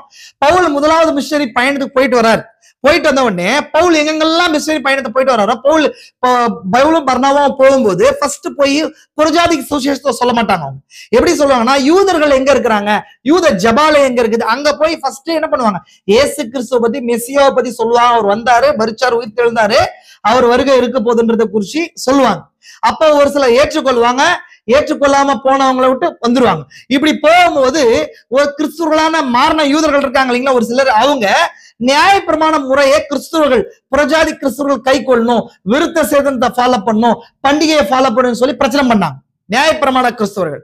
அப்படி இருக்கும்போது இது அன்னைக்கு பெரிய முதலாம் மிஷனரி பயணத்துல பெரிய பிரச்சனையா மாறும்போது பவுலும் பர்னபாவும் இந்த பிரச்சனையை எங்க கொண்டு போறாங்க அப்படின்னா, மெயின் சபை எருசலேமுக்கு கொண்டு போறாங்க. மெயின் சபை எதுங்க? எருசலேம். அங்கதான் அப்போஸ்தலர் இருக்கிறாங்க, அங்கதான் யோவான் இருக்கிறாரு, அங்கதான் பேதுரு இருக்கிறாரு, அங்கதான் யாக்கோபு, எல்லாம் அங்கதான் இருக்கிறாங்க. அப்ப அங்க கொண்டு போகும்போது அங்கதான் உட்காந்து 15வது அதிகாரம் வாட்சி பாருங்க. நான் சொல்ற 15வது அதிகாரத்துல இருக்கும். அப்போ என்ன புறஜாதிக்கு என்ன கட்டளைகளை கொடுக்கலாம்னு சொல்லி எல்லாம் பேசி தீர்மானம் எடுக்கிறாங்க. 4 விஷயம் சொல்றாங்க. விக்கிரகத்துக்கும், வேசித்தனத்திற்கும், நொறுங்குடு செத்ததற்கும், ரத்தத்திற்குமே தவிர வேற எதுக்கும் தடை பண்ணாதீங்க, நியாயப்பிரமாணத்தை புறஜாதியார் மீது திணிக்காதீங்க, விருத்த சேதனத்தை செய்யும்படி புறஜாதியாரை திணிக்காதீங்க சொல்லி சொல்றதுக்கு எருசலேமுக்கு வந்துட்டாரா பவுலும் பர்னபா வந்து ரிப்போர்ட் பண்ணாங்களா? இப்ப இதை எடுத்துன்னு போய் என்ன பண்ணணும்னு சொன்னா, ஆல்ரெடி இருந்த சபைகளுக்கு எல்லாம் என்ன பண்ணும், ஸ்ப்ரெட் பண்ணும், அந்தியோகியாவுல வந்து சொல்லணும். இப்ப சொல்றதுக்கு நீங்க ஆல்ரெடி அந்தியோகியாவிலும் மத்த எல்லா இடத்துலயும் பவுல் பர்னபா ஆல்ரெடி இந்த உத்தேசத்துல இருக்கிறாங்க. இவங்க போய் இல்ல அப்போஸ்தலர் தான் சொன்னாங்கன்னு சொன்னா இவங்க என்ன பண்ண மாட்டாங்க, நீங்க கதை விடுறீங்கன்னு சொல்லி கேட்க மாட்டாங்க. அதனால சாட்சியா தான் பவுல் கூட சீலா வராரு. புரியுதுங்களா? அந்த சீலா வந்து பவுலுக்கு முன்னாடி இருந்தவர், எங்க எருசலேம் சபையில நல்ல சீனியரான ஆள், அவர் ரொம்ப ஸ்திரமான நபர். அவரை பத்தி நான் உங்களுக்கு சொல்றேன். நான் சீலானோடனே அவர் பேர் சில்வானோன்னு சொல்லி நிருபங்கள்ல பவுல் சொல்றாரு. பவுலும் பேதுரும் சில்வானோன்னுவாங்க. அப்போ அது ஒரு கிரேக்க பெயர். நான் சொல்றேன், அவர் சாதாரணமான ஆள் கிடையாது. பவுலுடைய அசிஸ்டன்ட் நாம புரிஞ்சுக்கிறோம், அப்படி கிடையாது. பவுல் மாதிரியே விசுவாசத்துல ஸ்திரமான நபர். ஆனா பவுலை எடுத்து தேவன் பயன்படுத்தினார். சரி, நான் உங்களுக்கு சொல்றேன். அப்போ அப்படி வந்து இங்கே வந்து என்ன பண்றாங்க, அந்தியோகியாவுல வந்து அப்போ ஆதி அப்போஸ்தலர்கள் சொன்னதுக்கு சாட்சியா இந்த 4 விஷயம் தான்ப்பா புறஜாதியாரெல்லாம் ஃபாலோ பண்ணணும்னு சொல்றதுக்கு சாட்சியா பர்னபா கூடயும் பவுல் கூடயும் இந்த சீலா வரார். இதான் விஷயம். புரிஞ்சா உங்களுக்கு? அப்படி வந்து ஆல்ரெடி 2வது மிஷனரி ஜேர்னி ஸ்டார்ட் ஆகும் போது யார் யார் பிரிஞ்சிடுறது? இப்போ பவுலும் பர்னபா என்ன பண்ணிட்டாங்க, இப்போ பிரிஞ்சுட்டாங்க. இப்ப பவுல் இவர் சைப்ரஸ் போயிட்டார், மார்க்க கூட்டு எங்க போயிட்டாரு, சைப்ரஸ் போயிட்டாரு, தீப்ரு தீவுக்கு போயிட்டாரு. பவுல் திரும்ப தன்னோட மிஷனரி பயணத்தை ஸ்டார்ட் பண்றாரு. இப்ப ஸ்டார்ட் பண்ணும்போது அந்த எல்லாம் அந்த அந்தியோகியா சபையில எல்லாரும் கைகளை வச்சு பிரேயர் பண்ணி சரி போங்கன்னு சொல்லி பவுலையும் சீலாவையும் அனுப்புறாங்க. இங்கதான் மிஷனரி ஜேர்னி ஸ்டார்ட் ஆகுது. புரிஞ்சா உங்களுக்கு? இப்ப நீங்க வாசிக்கிறதுங்க 15வது அதிகாரத்துடைய முடிவு 16வது அதிகாரத்தோட தொடக்கத்துல இது இருக்கும். நான் இங்க வாசிச்சிருக்கேன், நீங்க வாசி பாருங்க. பைபிள்ல நான் இந்த லைனை நான் போடுறேன், ஃபாஸ்டா நான் போறேன். இனிமேல் புரிஞ்சுங்க, உங்களுக்கு மேப்போட காட்டுறேன், புரிஞ்சுக்கோங்க. இதுதான் நான் ஆல்ரெடி சொன்னேன் உங்களுக்கு. நான் இங்க பாருங்க, இதான் யூதேயா, இது எருசலேம். நம்ம பெரிய மேப்ல பாத்துருக்கோம், ஆல்ரெடி பெரிய மேப்ல பாத்துருக்கோமா? திரும்ப திரும்ப இதுதான் காட்டுறேன். இது மத்திய தரைக்கடல் இல்லைங்களா? இங்க எகிப்து இருக்கு, இங்கதான் எருசலேம் இருக்கு இல்லைங்களா? எருசலேமுக்கு மேலதான் சீரியா தேசம் இருக்கு இல்லைங்களா? அப்ப இந்த சீரியா தேசத்துல அந்தியோகியா இருக்கு. புரிஞ்சு அவங்களுக்கு? அந்தியோகியா தேசம் இருக்கு. இப்போ நான் ஆல்ரெடி உங்களுக்கு சொன்னேன், என்ன பண்ணாரு சொன்னா நான் இது வந்து 2வது மிஷனரி ஜேர்னியை குறிச்சு இருக்கிற மேப் நான் உங்களுக்கு இது காட்டுறேன், புரிஞ்சுக்கோங்க. அப்ப அந்தியோகியாவில இருந்து பவுல் என்ன பண்ணும்? மிஷனரி பயணத்தை இப்ப ஸ்டார்ட் பண்ணணும். நான் வாசிக்கிறேன் பாருங்க, மேல இருக்கு பாருங்க. அந்தியோகியாவிலிருந்து பவுல் சீரியாவிலும் சிலிசியாவிலும் அது 2 நாடுகள் திரிந்து சபைகளை திடப்படுத்தினான். அதான் ஃபர்ஸ்ட் என்ன பண்றாரு? இங்க சீரியா, இதான் சீரியா, சிலிசியா தேசத்துல மிஷனரி ஜேர்னி என்ன பண்றாரு பவுல்? தேசம் பாருங்க, தேசம் பாருங்க ப்ளீஸ், நான் உங்ககிட்ட தான் பேசுறேன், புரிஞ்சுக்கணும் நீங்க. இப்ப இங்க ஸ்திரப்படுத்திட்டே வராரு. அடுத்தது எங்க ஸ்டெப்பா வருதுன்னு பாருங்க. நீங்க இது உங்களுக்கு புரியணும்னு சொன்னா அப்போஸ்தலர் நடவடிக்கைகள் 16வது அதிகாரத்தை எடுத்து வச்சுக்கோங்க. நான் சொல்ல உங்களுக்கு புரியாது. 16வது அதிகாரத்தை எடுத்து வச்சுக்கோங்க. நான் சொல்றது அடுத்தடுத்து அந்த கண்டினியூவா இருக்கிற நிகழ்வுகளை சொல்ல மாட்டேன், ரூட்டை மட்டும் சொல்லிட்டு போறேன். புரியுதா உங்களுக்கு? நிகழ்வுகளை சொன்னா ரொம்ப டைம் ஆயிடும். நான் என்ன சொன்னேன்? மிஷனரி ஜேர்னியை மட்டும் சொல்றேன், படிக்கிறதுக்கு யூஸ்ஃபுல்லா. அதனாலதான் இந்த காரியத்தை உங்களுக்கு சொல்றேன். புரிஞ்சா உங்களுக்கு? 16வது அதிகாரம் 15 லாஸ்ட் 16 வாசிங்க. யாராவது ஒருத்தர் 16 வாசிங்க. நான் வழக்கமா வேதத்தை வாசிக்க சொல்ல மாட்டேன், வாசிங்க தயவு செஞ்சு. 16 சரி 15 ஐ திங்க் 15 லாஸ்ட்ல பாருங்க.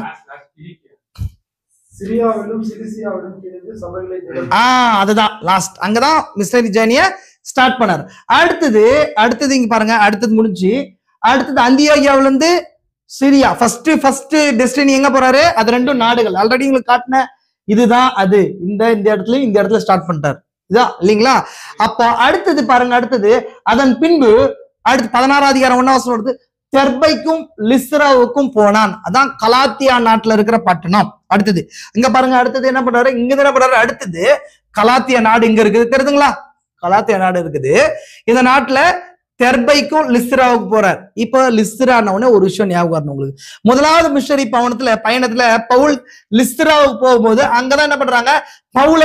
பவுலும் சீலாவையும் அற்புத அடையாளங்களை பார்த்து இவங்க யூபித்தரும் மார்க்ஸும் வந்துட்டாங்கன்னு சொல்லிட்டு அவங்களுக்கு என்ன பண்றாங்க? எருதுகளை வெட்டுறதுக்கு மாலையில கொண்டு வராங்க. பாக்குறமா இல்லைங்களா? அது முடிஞ்ச கொஞ்ச நேரத்துல அங்கிருந்து மேல இருந்து இக்கோனியாவில இருந்து ஆட்கள் வராங்க இல்லைங்களா? இக்கோனியாத்துல ஆட்கள் வந்த பின்னாடி பவுல கல்லெறிஞ்சு என்ன பண்றாங்க? சாவடிச்சிடுறாங்க.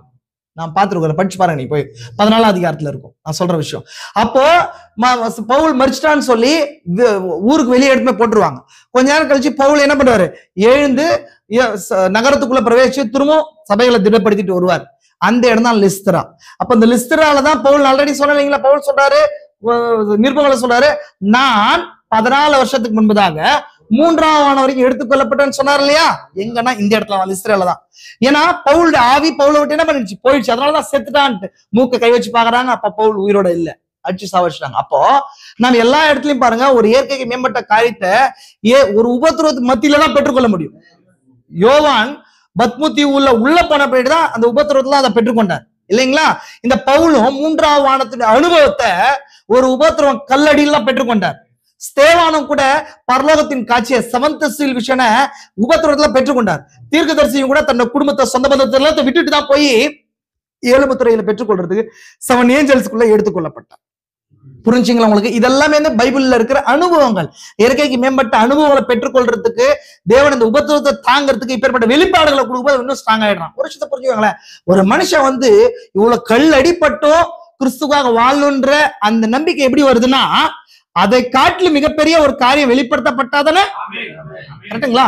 அப்போ அப்படி கல் அடிப்பட்டு அப்படியே வாழலாம் முடியாது, நம்ம அவ்வளவு ஸ்ட்ராங் நாட்கள் இல்ல. அப்ப தேவன் என்ன பண்ற? உபத்திரத்துல இருக்கிறது நல்லது. ஆனா தேவன் உபத்திரத்தை தாங்குற சக்தி எப்படி கொடுக்குறாருன்னா தன்னுடைய இயற்கைக்கு மேம்பட்ட வல்லமை மூலமா கொடுத்துறாரு.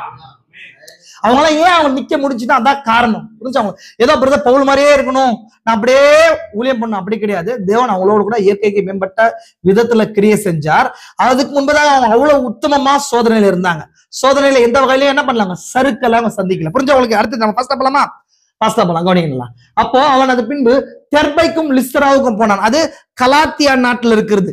நான் ஃபர்ஸ்ட் நாட சொன்ன சிலிசியாவும் சீரியாவும் 2 நாடுகளாச்சு. இப்போ கலாத்தியா நாட்டுக்கு போறாரு. அடுத்தது பாருங்க, கலாத்தியா நாட்டுக்கு போய் அங்க யார சந்திக்கிறாருன்னா தீமோத்தேயுன்ற அந்த வாலிபனை சந்திக்கிறார். அங்கதான் 2வது மிஷனரி பயணத்துல தான் தீமோத்தேயு பவுலுக்கு சொந்த ஃப்ரெண்டா மாறுறாரு. ஊழியத்துல உடன் ஊழியனா தீமோத்தேயு கூட்டு போறாரு. அதுக்கப்புறம் லைஃப் லாங் பவுலோட கூட தீமோத்தேயு டிராவல் பண்றாரு. தன்னோட உத்தமகுமார்னு சொல்லி பேர் எடுக்கிறாரு. அதுக்கப்புறம் எபேசுல அவர் தான் நெக்ஸ்ட் பாஸ்டா மாறுறாரு. ஃபர்ஸ்ட் பாஸ்டா இருந்து பவுல் இருந்தார். அதுக்கப்புறம் தீமோத்தேயு பாஸ்டா இருந்தாரு. தீமோத்தேயுடைய ஊழியமும் காரியங்களும் மகத்தானது. புரியுதா உங்களுக்கு? இப்போ லிஸ்திராவுல தான் யார் இருந்தது? தீமோத்தேயு இருந்தாரு. மேபி 1வது மிஷனரி பயணத்துல அவர் பார்த்தாரா இல்லையா நமக்கு ரெக்கார்ட்ஸ் எதுவும் கிடையாது. 2வது மிஷனரி ஜேர்னில அவர் பார்த்திருக்கிறாரு. ஏன்னா அவங்களோட தகப்பன் யாருன்னு சொன்னா ஒரு புறஜாதியானா இருக்கிறாரு, கிரேக்கனா இருக்கிறான். அவனோட தாயும் பாட்டியும் 2 பேர், அவங்க 2 பேரும் யூத கிறிஸ்துவர்களா இருந்திருக்கிறாங்க. ஆல்ரெடி பவுல் வந்துட்டு போனார் லிஸ்திரா வந்துட்டு போனாரா இல்லையா? அப்போ ஒருவேளை வேதத்தை குறிச்சும் சத்தியத்தை குறிச்சும் அறிஞ்சு நடந்தவங்களா இருந்திருக்கணும். இப்ப பவுல் வந்தார்ல, திரும்பி வந்த உடனே சரி எங்க பையனை நாங்க என்ன பண்றோம், ஊழியத்துக்கு ஒப்பு கொடுக்குறோம், அவரை கூட்டு போங்க அப்படின்றாங்க. புரிஞ்சவங்க? நல்லா புரிஞ்சவங்க. அவங்களோட தாயும் அவங்களுடைய பாட்டியும் 2 பேர், புரிஞ்சு 2 பேரும் விசுவாசம் உள்ள 2 பேர். அவங்க பேரு என்ன தெரியுமா? லேவிசால், யூனிஸ் 2 பேர். நீ படிச்சு பாருங்க, 1 தீமோத்தேயு 2 தீமோத்தேயு பேர் இருக்கும். உங்க பாட்டிக்குள்ள இருக்கிற அந்த வரத்தை நீ தட்டி எழுப்புன்னு சொல்லி பவுல் சொல்லுவார். படிச்சிருக்கீங்களா? அப்போ யூனிஸும் லாய்ஸ் 2 பேர் ஞாபகம் வச்சுக்கோங்க. லாய்ஸ், யூனிஸ், இவங்க 2 பேர் பாட்டியும் மகளும் பையனை சத்தியத்தை வளர்க்குறாங்க. சத்தியத்தை வளர்த்து யார் கொடுக்குறாங்க? பவுல்ட்ட ஒப்பு கொடுக்குறாங்க. அவர் புறஜாதி தகப்பனுக்கு, கிரேக்க தகப்பனுக்கு பிறந்தாலும் விருத்த சேதனை பண்ணப்படாதவர். புரிஞ்சுங்க நல்லா? இப்ப அப்படி இருக்கும்போது பவுல் அவரை கூட்டு போறாரு. கூட்டு போகும்போது அந்த பவுல் ஆல்ரெடி 1வது மிஷனரி பயணத்துல ஒரு பிரச்சனை நடந்துச்சு. என்ன நடந்துச்சு? விருத்த சேதனம் பண்ண தேவையில்லை. புறஜாதி விருத்த சேதனம் பண்ண தேவையில்லை, நீங்க அவளை ஃபோர்ஸ் பண்ணாதீங்க, நியாயப்பிரமாணத்தை ஃபாலோ பண்ணி ஃபோர்ஸ் பண்ணாதீங்கன்னு சொல்லி சொன்ன பவுல் இங்க தீமோத்தேயுக்கு விருத்த சேதனம் பண்ண வைக்கிறார். புரியுதா உங்களுக்கு? சொல்ற விஷயம் புரியுதா உங்களுக்கு? அதே இடத்துக்கு 1வது மிஷனரி பயணத்துல அந்த ஊருக்கு வந்தாரு பவுல். அதுக்கு மேல இருந்த இக்கோனியான்ற ஊருக்கு வந்தாரு. அப்ப ஒரு ஊருக்கு மிஷனரி பவுல் என்ன பண்றாரு? ஃபர்ஸ்ட் யூத ஜபாலயத்துக்கு போய் பிரீச் பண்ணுவாரு. அங்க ஒரு சிலர் ஏற்றுக்கொள்வாங்க, ஒரு சிலர் ஏற்றுக்கொள்ள மாட்டாங்க. ஒரு சிலர் என்ன பண்ணுவாங்க? பவுல பிரச்சனை பண்ணுவாங்க. நியாயப்பிரமாணத்துடைய கருப்பொருள் கிறிஸ்துதான் சொல்லும் போது ஒரு சிலர் பிரச்சனை பண்ணி பவுல துரத்தி விடுவாங்க. வேற ஒரு ஊருக்கு போவாரு. அந்த இடத்துல திரும்பவும் யூத ஜபாலயத்துக்கு போவாரு. அங்க சொல்லுவார். இதான் பவுலுடைய இது. அப்போ இது கிறிஸ்துவெல்லாம் மாறின ஒரு சிலர் கூட நியாயப்பிரமாணத்தை ஃபாலோ பண்ணணும் அப்படின்னு நினைக்கும் போதுதான் எருசலேம் மெயின் சர்ச்ல இருந்து என்ன பண்றாரு? கவுன்சில் பண்ணி அங்கிருந்து எல்லாருக்கும் அனுப்பி இருக்கிறார். நியாயப்பிரமாணத்தை ஃபாலோ பண்றதுக்கு தேவையில்லைன்னு சொல்லிட்டார். கரெக்டுங்களா? இப்ப திரும்ப அந்த லிஸ்தரா ஊருக்கு வரும்போது பவுலுக்கு என்ன ஞாபகம் வரும்? பழைய கல்லடி ஞாபகம் வந்திருக்கும். ஏன்னா இவங்க சரியில்லை, இவங்கிட்ட அப்ப அங்கதான் பவுலுடைய ஞானம் கரெக்டா தேவனுடைய பரிசுத்தாவின் ஞானம் கிரியை செய்து ஆல்ரெடி நம்ம விருத்த சேதனம் வேணாம் தான் சொன்னோம். ஆனா இந்த இருக்கிற ஜனங்களுக்கு இன்னொன்னு, இவன் இந்த தீமோத்தேயு யூத தாய் தகப்பனுக்கு பிறந்திருந்தா கூட அவன் என்ன பண்ணல, யூதனா இல்ல, அவன் கிறிஸ்துவனா இருக்கிறான். இப்ப இந்த இடத்துல சுவிசேஷத்தை அறிவிக்கணும்னு சொன்னா யாரை வச்சு அறிவிக்கலாம்? இந்த தீமோத்தேயுவை வச்சுதான் அறிவிக்கணும். இப்ப எங்க அறிவிக்கிறது? எப்படி அறிவிக்கிறது? ஒரு யூத ஜபாலயத்துக்கு போய் பிரீச் பண்ணும். யூத ஜபாலயத்துக்கு போலாம், லாபி வரைக்கும் போலாம். ஆனா உள்ள போய் பிரீச் பண்ணா ஒரு யூதன் தான் பிரீச் பண்ணும். இப்ப யார் அந்த யூதனா இருக்கு? யார் யூதன்? ஒரு யூதன் எப்படின்னா அவன் அடையாளம் விருத்த சேதனம். அப்ப என்ன பண்ணலாம்னு சொன்னா பவுலுக்கு இந்த தீமோத்தேயுக்கு விருத்த சேதனம் பண்ணலாம். அந்த ஞானத்தை பாருங்க. பண்ணிட்டு அங்க இருக்கிறவங்க ஆல்ரெடி பவுல் ஒன்னும் பிரச்சனை இல்லப்பா, விருத்த சேதனம் பண்றாரு அப்படின்னு சொல்லி, அப்போ ஏன்னா இது மாய்மாலன்னு சொல்ற கணக்குல எடுத்துக்க கூடாது. அந்த இடத்துக்கு ஏற்ற விதத்துல புரிந்து கொண்டு நடக்கிற நிலையே அதை காட்டுது. புரிஞ்சா உங்களுக்கு? அதை புரிஞ்சுக்கணும் சொல்றது. அப்போ தீமோத்தேயு கூட்டு என்ன பண்றாரு? அவங்க தாயும் அவளுடைய பாட்டியும் அனுப்புறாங்க. விருத்த சேதனம் பண்ணிட்டு இப்ப யார் யார் வர்றது? பவுல், தீமோத்தி, சீலா கூட இருக்கிறார். புரிஞ்சுக்கோங்க, நல்லா புரிஞ்சுக்கலாம். அடுத்த இன்னொரு நபர் கூட சேருவாங்க, பாத்துக்கோங்க. அடுத்தது உங்களுக்கு சொல்றேன் உங்களுக்கு. அதை முடிச்சுக்கலாம் உங்களுக்கு. அப்போ பவுல் என்ன பண்றாரு? அடுத்தது எங்க இருக்கிறாரு? கலாத்தியா நாட்டுல இருக்கிறார். கலாத்தியா நாட்டுல தான் லிஸ்திரா இருக்குது. அதுக்கப்புறம் பாருங்க, அது முடிச்சுங்களா உங்களுக்கு. அடுத்தது லிஸ்திராவுக்கு வந்தார். அவர்கள் பிர்கியா கலாத்தியா நாடுகளை கடந்த போது ஆசியாவிலே வசனத்தை சொல்லாதபடிக்கு பரிசுத்த ஆவியினால தடை பண்ணப்பட்டு. அப்போ இங்கதான் ரெண்டாவது காரியம் நடக்குது. நான் இங்கதான் இந்த காரியத்தை காட்டுற பாருங்க. இங்க அந்தியோகியால ஸ்டார்ட் பண்ணார், சிலிசியா சீரியால சுவிசேஷம் சொல்லிட்டு கலாத்தியாவுக்கு வர்றாரு, தெர்பைக்கு வர்றாரு, தெர்பைல இருந்து லிஸ்திராவுக்கு வந்து தீமோத்தேயை கூட்டு விருத்த சேதனம் பண்ணிட்டு அடுத்தது இதான் ஆசியா கண்ட்ரி. இங்க போட்டிருக்குல்ல, ஆசியாலதான் 7 சபைகள் இருந்துச்சு, கரெக்டுங்களா? 7 சபைகள் இருந்துச்சு அந்த இடத்துல. அதுக்கப்புறம் பிர்கியா, இந்த இடத்துல வந்து சுவிசேஷம் சொல்றதுக்கு போறாரு. பரிசுத்த சுவிசேஷம் சொல்லாத அப்படின்னு சொல்லி இன்னும் முன்னாடி டைரக்ட் பண்றாரு, மேற்கு நோக்கி போக சொல்றாரு. இதான் விஷயம். அடுத்தது போன பின்னாடி அதுக்கு மேல பாருங்க, அடுத்தது மீசியா தேசம் மட்டும் வந்து, இந்த மீசியா எங்க இருக்கு பாருங்க, இங்க இருக்கா மீசியா, இங்க மீசியா எங்க இருக்கு, இங்க இருந்து வந்தாரு. இதுதான் ஆசியா, இதான் பிர்கியா. இந்த 2 இடத்துக்கு போல திரும்பவும் ஆல்ரெடி சபைகள் இருக்கு. அடுத்தது மீசியா மட்டும் வராரு, வந்துட்டு பித்தினியா போலான்னு பிளான் பண்றாரு. மேல பித்தினியான் இருக்கு இல்லையா, இந்த இடத்துக்கு போறாரு பாருங்க, மேல பாருங்க. வந்து பித்தினியா நாட்டுக்கு போக பிரயாத்தனம் பண்ணினார்கள், ஆவியானவரோ அவர்களை போக விட்டாதிருந்தார். அப்பொழுது அவர்கள் மீசியா பக்கமாய் போய் துரோவா துறைமுகத்துக்கு வந்தார்கள். இந்த சின்ன விஷயம் தான் திரும்ப நான் ஆர்டரா சொல்றேன் பாருங்க. ஆல்ரெடி என்ன பண்ணாங்க சொன்னா, இந்த இடத்துக்கு வந்தா மீசியா வந்தாங்க, பித்தினியா போகணும்னு பிளான் பண்றாங்க. இது ஆல்ரெடி சபைகள் ஸ்தாபிக்கப்பட்ட இடம் தான். இந்த இடத்துல எல்லாம் போய் பார்க்கலான்னும் போது பரிசுத்த என்ன பண்ணல, அலோ பண்ணல, தடை பண்ணிட்டாரு. அப்ப என்ன பண்ணாரு சொன்னா, இந்த மீசியாவுல இருக்கிற துரோவா அப்படின்ற ஒரு பகுதிக்கு வந்தாங்க.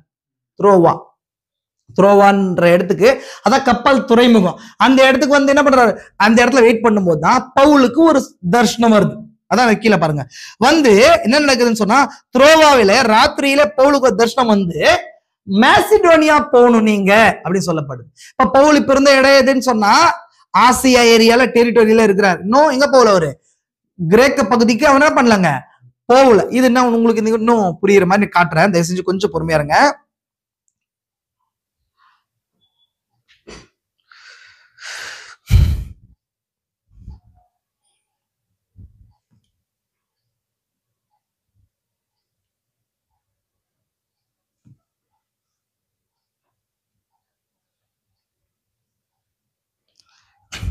இது பாருங்க, ஆல்ரெடி நான் இன்னைக்கு இருக்கிற மேப்ல காட்டுறேன் உங்களுக்கு. இதுதான் இப்ப உங்களுக்கு புரியும்னு நினைக்கிறேன். இதான் இஸ்ரேலு, இதான் வந்து சிரியா. இன்னைக்கும் அதே சிரியா தான். இந்த இடத்துல சுவிசேஷம், இந்த இடத்துல அந்தியோகியா இருந்துச்சு இல்லையா, இப்ப இந்த இடத்துல சிரியாவிலையும் சிலிசியாவிலும் சுவிசேஷத்தை பிரசங்கிச்சுட்டு இப்படியே போறாங்க. இங்கதான் கலாத்தியா இருந்துச்சு இல்லைங்களா, இதான் கலாத்தியா இருந்துச்சு இல்லையா. இங்க ஆசியாவின் 7 சபைகள் இருந்துச்சு. நம்ம பாத்துருக்கோம் பைபிள்ல. இதுதான் நான் அங்க காட்டுறேன், மாத்தி காட்டுறேன். இப்ப இந்த இடத்துல என்ன இருக்குதுன்னு சொன்னா, பித்தினியா தேசம் இருந்துச்சு. இதுக்கப்புறம் தான் மீசியா தேசம் இந்த இடத்துல வந்து நிக்கிறார். இன்னைக்கு இருக்கிற இடங்க டர்க்கி. இந்த டர்க்கியை தான் காட்டுறேன் நான் உங்களுக்கு, இப்ப காட்டிட்டு இருக்கிறேன். அந்த மேப் கூட நான் இதுல வந்து யூடியூப்ல நான் அப்லோட் பண்றேன், கவனிங்க. இந்த இடத்துக்கு வராரு. இந்த இடத்துல தான் கிரேக் மேசிடோனியான்னு சொல்லுவாங்க. இந்த இடத்துல மேசிடோனியன் தான் வந்து இந்த மக்கதோனியான் பைபிள்ல படிக்கிறோம் இல்லையா, நாம தமிழ்ல படிக்கிறோம். ஆனா அது மேசிடோனியான்றது அலெக்சாண்டருடைய இருந்த முதல்ல அவங்க தகப்பன் வந்து ஆண்ட ஊர் அது மேசிடோனியா. நீ படிச்சு கிரேக்கர்களை பத்தி படிச்சா உங்களுக்கு தெரியும் இல்லைங்களா. மேசிடோனியாவிலிருந்து மக்கதோனியாவிலிருந்து பவுலுக்கு தரிசனமாயி ஒரு நபர் வந்து நைட்டு துரோவாவில் இருக்கும்போது, துரோவானா இந்த இடத்துல இருக்கிறார் பவுல் இல்லைங்களா. அப்போ இந்த இடத்துல வந்து வெயிட் பண்ணும்போது யார் வருது, ஒரு நபர் வந்து பேசுறாரு, எங்களுக்கு வந்து சுவிசேஷம் சொல்லுங்கன்னு சொல்லிட்டு. எந்த இடத்துல இருந்து, இந்த கிரீஸ்ல இருந்து. இதான் வந்து இன்னைக்கு இருக்கிற கிரீஸ், கிரேக்கம் சொல்லப்படுது. இந்த இடத்துல தான், இதுதான் மாசிடோனியா பகுதி. இந்த இடத்துல அகாயா பகுதி. நான் உங்களுக்கு எக்ஸ்பிளைன் பண்றேன், கவனிங்க. புரிஞ்சுங்களா? இது வரைக்கும் புரிஞ்சா நான் அடுத்து நம்ம போலாமா? இப்ப என்ன நடக்குதுன்னு சொன்னா, ராத்திரியில பவுலுக்கு ஒரு தரிசனம் உண்டாகி மக்கதோனியா தேசத்தான் உதவி செய்ய வேண்டும் என்று தன்னை வேண்டிக் கொண்டதாக பாக்குறார். பார்த்துட்டு தேவன் தரிசனத்தை காட்டினார். ஆல்ரெடி என்ன பண்ணிட்டாரு, எல்லா இடத்துலயும் ஆசியாவில தடை பண்ணிட்டாரு, மீசியாவில தடை பண்ணிட்டாரு, கலாத்தியால தடையாச்சு, அதுக்கப்புறம் பிரிகியாவில தடையாச்சு. எல்லா இடத்துலயும் தடையாவது, ஊழியம் தடையாயிட்டே வருது. யாரும் ஏற்றுக்கொள்ளாத போய் தேவன் என்ன பண்ணார், டைரக்ட் பண்ணார், மேற்கு நோக்கி டைரக்ட் பண்ணுன்னு சொல்லி. ஆல்ரெடி அங்க சபைகள்லாம் இருக்குது, ஆனாலும் அங்க இருந்து என்ன பண்ணல தேவன் நடத்தல. புரிஞ்சா உங்களுக்கு? இதுக்கு மேலதான் விஷயத்த நான் வரேன். இப்ப நம்ம இன்னைக்கு வர செய்திக்கான தலைப்பு இங்கதான் வருது. அப்போ துரோவாவில கப்பல் ஏறி சாமோத்ரிகே தீவுக்கும் மறுநாளில நெயாபோலி பட்டணத்துக்கும் நேராய் வந்து, நான் தான் சொல்றேன் கவனிங்க, சின்ன இடம் தான் நான் சொல்றேன். துரோவா இங்க கப்பல் ஏறாரு. இதான் சின்ன குட்டி தீவு இங்க இருக்கா, நல்லா பாருங்களேன். குட்டி தீவு சாமோத்ரேஸ் இங்கிலீஷ்ல இருக்கு. அங்கிருந்து நியாபோலிஸ் சொன்னா புதிய பட்டணம். நியோன்னா புதுசுன்னு அர்த்தம், போலீஸ்னா பட்டணம்னு அர்த்தம். கிரேக்ல. புரிஞ்சுங்களா உங்களுக்கு? நியாபோலிஸ் பட்டணத்துக்கு புதுசா ஸ்தாபிக்கப்பட்ட அந்த பட்டணத்துக்கு, அந்த துறைமுகத்துக்கு வந்து பவுல் என்ன பண்றாரு? இறங்குறாரு. இறங்கிட்டு தான் பவுல் ஃபர்ஸ்ட் அந்த ஊருக்குள்ள என்ட்ராய் போகும்போதுதான் பிலிப்பி பட்டணத்துக்கு போறார். அங்கதான் பிலிப்பியர் நிருபம் எழுதப்பட்டுச்சு. புரிஞ்சா? இந்த பிலிப்பி அடுத்து அது கீழே நான் சொல்ற நிருபம் சொல்றேன். பிலிப்பி, தெசலோனிக்கே, பெரேயா, இதெல்லாம் வந்து மேசிடோனியாவில், அதாவது கிரேக்க பகுதியில இருந்த ஊர்கள். இதெல்லாமே புரிஞ்சா உங்களுக்கு? நம்ம அடுத்தது போலாமா? த்ரோல இருந்து என்ன பண்ணிட்டாரு? டைரக்டா ஆசியாவை கடந்து இப்ப எங்க வந்துட்டாரு? கிரேக்க பகுதி, மேசிடோனியா பகுதிக்கு வந்துட்டார். இப்ப இந்த பிலிப்பின்ற பேரு, அந்த பிலிப்பின்றத குறிச்சு நான் எடுக்கிறேன். பிலிப்பின்ற அந்த அதிகாரம் இருக்கு இல்லையா, அதை குறிச்சு எடுக்கிறேன். சிம்பிளா ஒரு லைன் மட்டும் சொல்றேன். பிலிப்பின்ற பேர் எதனால வந்துச்சுன்னா, அலெக்சாண்டருடைய அப்பா பேரு பிலிப்ஸ், அவருடைய பெயராலதான் அந்த ஊர் கட்டப்பட்டுச்சு. கிபி 300ல 315 320ல வந்து அலெக்சாண்டர் தான் என்ன பண்றாரு? நிர்மாணிக்கிறாரு. அந்த ஊர் பாத்தீங்க சொன்னா, இந்த மிலிட்டரி ரிட்டையர்மெண்ட் இருந்தாங்க இல்லையா, மிலிட்டரி ரிட்டையர்மெண்ட்லாம் இருக்கிறாங்க இல்லையா, தெரியும் உங்களுக்கு? அவங்களுக்கு கோட்ரஸ் எல்லாம் இருக்குல்ல, அந்த மாதிரி அந்த காலத்துல கிரேக்க ராஜ்யமா இருக்குது, ரோம ராஜ்யமா இருக்கும்போது ரோமனுடைய மிலிட்டரி எல்லாமே இருக்குது. அவங்க ரிட்டையர்மெண்ட் ஆனவர்கள் இருக்கிற காலனி அந்த ஊர் இருந்துச்சு. எது? பிலிப்பி பட்டணம். நான் தான் உங்களுக்கு சொன்னேன், பிலிப்பி பட்டணம் இருக்கா? மேல பாருங்களேன், மேல பாருங்க, பிலிப்பி பட்டணம் அங்க இருக்குது இல்லைங்களா? நீங்க வர நியோபலிஸ்ல வந்து இறங்கிட்டு பிலிப்பி பட்டணத்துக்கு போஸ்ட் போறாரு. பிலிப்பி பட்டணத்துல போய் அங்க சுவிசேஷத்தை சொல்றாரு. நாங்க தான் காட்டுற அடுத்தது கீழே போலாம் பாருங்க, அடுத்தது பாருங்க. அப்போ நான் சொல்றேன், அங்கே மக்கதோனியா நாடு, இந்த தேசத்து நாடுகளில் ஒன்றில் தலைமையானதும் ரோமர் குடியோடு தினமான பிலிப்பி பட்டணத்துக்கு வந்து, அதான் உங்களுக்கு ஆல்ரெடி சொன்னேன். எங்க வந்தாங்க? எங்க வந்தாங்க? ஆல்ரெடி நியோபோலிஸ் பட்டணத்துக்கு வந்தாங்க. அங்கிருந்து எங்க வராங்க? பிலிப்பி, மாசிடோனியா பகுதியில, மக்கதோனியா தான் மாசிடோனியா, கிரேக்க தேசம். அது வந்து நாடுகளில் ஒன்றில் தலைமையானதான பிலிப்பி பட்டணத்துக்கு வந்து அந்த பட்டணத்துல சில நாள் தங்கி இருந்தோம். இப்போ இங்கதான் தங்கி இருந்தோம் என்ற இடத்துல தான் யார் உள்ள வந்து சேர்றது? இந்த புத்தகத்தை அப்போஸ்தலர் நடவடிக்கைகள் யார் எழுதுனது தெரியுமா? அப்போஸ்தலர் நடவடிக்கைகள் வந்து லூக்கா எழுதினார்.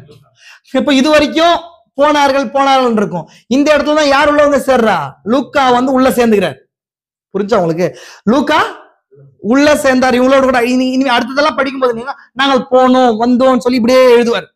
அப்போ இது இங்கதான் வந்து என்ன பண்றாரு? ஏதோ இந்த இடத்துல ஏதோ ஒரு டெரிட்டரியில மேசிடோனியால போகும்போது தான் லூக்கா வந்து உள்ள ஜாயின் இருக்கிறார். இங்க மேல வரைக்கும் பாத்தீங்கன்னா சொன்னா போனாங்க வந்தாங்க, அங்க இறங்குனாங்க ஏறினாங்கன்னு இருக்கும். புரிஞ்சா உங்களுக்கு இது வரைக்கும்? அப்போ பிலிப்பி பட்டணத்துக்கு வந்தாங்க. அந்த பட்டணத்துல சில நாள் தங்கியிருந்தோம். அந்த ஊர்ல பிலிப்பி பட்டணத்துல ரோமருடைய மிலிட்டரி காலனி இருந்த இடம். அங்க ஒரு சில யூதர்கள், யூத பெண்கள் இருந்தாங்க. யூத ஜபாலயம் அந்த ஊர்ல இல்ல. நான் சொல்லிடுறேன், அது கீழே சொல்றேன் உங்களுக்கு. அப்ப என்ன நடக்குதுன்னு சொன்னா, யூத ஜபாலயம் இல்ல. என்ன நடக்குதுன்னு சொன்னா, வழக்கமா யூதர்கள் 10 பேர் இருந்தா அந்த ஊர்ல ஜபாலயம் ஸ்தாபிக்கப்பட்டுரும். சினாகாகுன்னு சொல்லுவாங்க. தேவாலயம் கிடையாது, சாலமன் தேவாலயம் கிடையாது, ஜபாலயம். அது யூதர்கள் அந்த ஜபாலயத்தை எருசலேம்ல இருந்து என்ன பண்ணணும்னு சொன்னா அங்கீகரிக்கணும். புரிஞ்சுக்கோங்களா? எருசலேம்ல இருந்து என்ன பண்ணணும்? அங்கீகரிக்கணும். அங்கீகரிச்சு எருசலேம்ல இருந்து டோராவுடைய ஒரு பிரதி அவங்களுக்கு கொடுப்பாங்க. இன்னைக்கு கூட ஈரோட்ல ஒண்ணு இருக்கு, யூடியூப்ல பாருங்க. ஈரோட்ல ஒரு யூத தேவாலயம் இருக்குது இன்னைக்கு கூட. அங்க அந்த நபர் கூட காட்டுவாரு, எங்களுக்கு எருசலேம்ல இருந்து எங்களை அங்கீகரிச்சிருக்கிறான்னு சொல்லி இந்த டோராவை எடுத்து காட்டுவார். இது அந்த காலத்துல இருந்தே இருக்குது. யூதர்கள் எங்கெல்லாம் போனாங்களோ அங்க ஜபாலயத்தை 10 ஆண்களுக்கு மேல இருந்தா, அப்ப 10 ஆண்களுக்கு கீழே இருந்தான்னு சொன்னா, பெண்கள் இருந்தாங்கன்னு சொன்னா ஜபாலயத்தை செய்ய மாட்டாங்க, அந்த இடத்துல அவங்க அங்கீகரிக்க மாட்டாங்க. நான் ஹிஸ்டாரிக்கலி இந்த விஷயத்த சொல்றேன். அப்போ வழக்கமா பவுல் என்ன பண்றாருன்னு சொன்னா, ஃபர்ஸ்ட் போய் யாரை சந்திப்பாரு? யாரை சந்திக்கிறாரு? சிஷ்யர்களை யாரை சந்திப்பாங்க? யூதர்களை சந்திச்சு அவங்க கிட்ட சத்தியத்தை சொல்லி, நம்ம கூட என்ன பண்றோம்? நம்மளுடைய ஃபர்ஸ்ட் சாய்ஸ் யாருங்க? சுவிசேஷத்துல ஃபர்ஸ்ட் சாய்ஸ் யாரு? இந்துக்களை ஃபர்ஸ்ட் சாய்ஸ் எடுத்துக்கிறோம். நம்ம எல்லாருக்கும் சத்தியம் சொல்றோம். நம்மளுக்கு ஈஸியா இருக்கிறது ஆல்ரெடி கிறிஸ்துவா இருந்தவங்ககிட்ட சத்தியத்தை சொல்லுவோம் போயிட்டு. அவங்களுக்கு இந்த சத்தியத்தை, இது மேன்மையான சத்தியம், இதை அறிவிக்கிறதுக்கு அதான் ஈஸின்னு சொல்லிட்டு இல்லைங்களா? நம்மளுக்கு புறஜாதியும் வேணும், புறஜாதி கிட்ட சொல்லுவோம். ஆனா ஃபர்ஸ்ட் யாரை பிடிக்கலாம் போயிட்டுன்னு சொல்லி, கிறிஸ்துவர்களை பிடிக்கலாம், ஸ்தாபன ஜனங்களை பிடிக்கலாம். அதுதான் அங்கேயும் நடந்துச்சு. அதே விஷயம் தான். நீங்க அதனால சொன்ன உங்களோட கூட இதை கனெக்ட் பண்ணிக்கோங்கன்னு சொன்னேன் இந்த விஷயத்தை. புரிஞ்சா உங்களுக்கு? சரி, அப்ப என்ன நடக்குதுன்னா, ஒரு ஆறு ஓடுது. ஆறுக்கு அக்கறையில ஜபம், வழக்கமா யூத பெண்கள் ஜபம் பண்ணுவாங்க. அந்த இடத்துல ஆண்கள் 10 ஆண்கள் இல்ல, யூதர்கள் ஒரு சிலர் போய் ஜபம் பண்ணுவாங்க. அந்த இடத்துல பவுல் போவார். போயிட்டு தன்னை யூதன் சொல்லி காட்டிக்கும் போது, எப்பொழுதுமே ஒரு யூத ஜபாலயத்துல இருக்கட்டும், ஒரு ஊர்ல ஒரு யூதர்கள் ஒரு கூட்டத்தை பார்த்தாங்கன்னு சொன்னா, புது நபர் வரும்போது அவங்க என்ன சொல்லுவாங்க சொன்னா, நீங்க ஃபர்ஸ்ட் எருசலேம்ல இருந்து வந்தீங்களான்னு கேட்பாங்க. எருசலேம் மெயின் சர்ச்ல இருந்து வந்தீங்களான்னு கேட்பாங்க. அப்படி வந்து நீங்க சொன்னா ஏதாவது செய்தி உங்ககிட்ட இருக்குதா? ஏன்னா எருசலேம் செய்தினா ஒட்டுமொத்த உலகம் முழுசுல இருக்கிற யூதர்களுக்கு செய்திகள் போகும். யூதர்கள் இப்படி இருக்கணும் அப்படி இருக்கணும்னு சொல்லி மெசியாவை குறிச்சும் தீர்க்கதரிசனத்தை குறிச்சும் இருக்கும். அப்போ உங்ககிட்ட ஏதாவது செய்தி இருக்கா, வந்து நீங்க பேசுங்கன்னு சொல்லி சொல்லுவாங்க.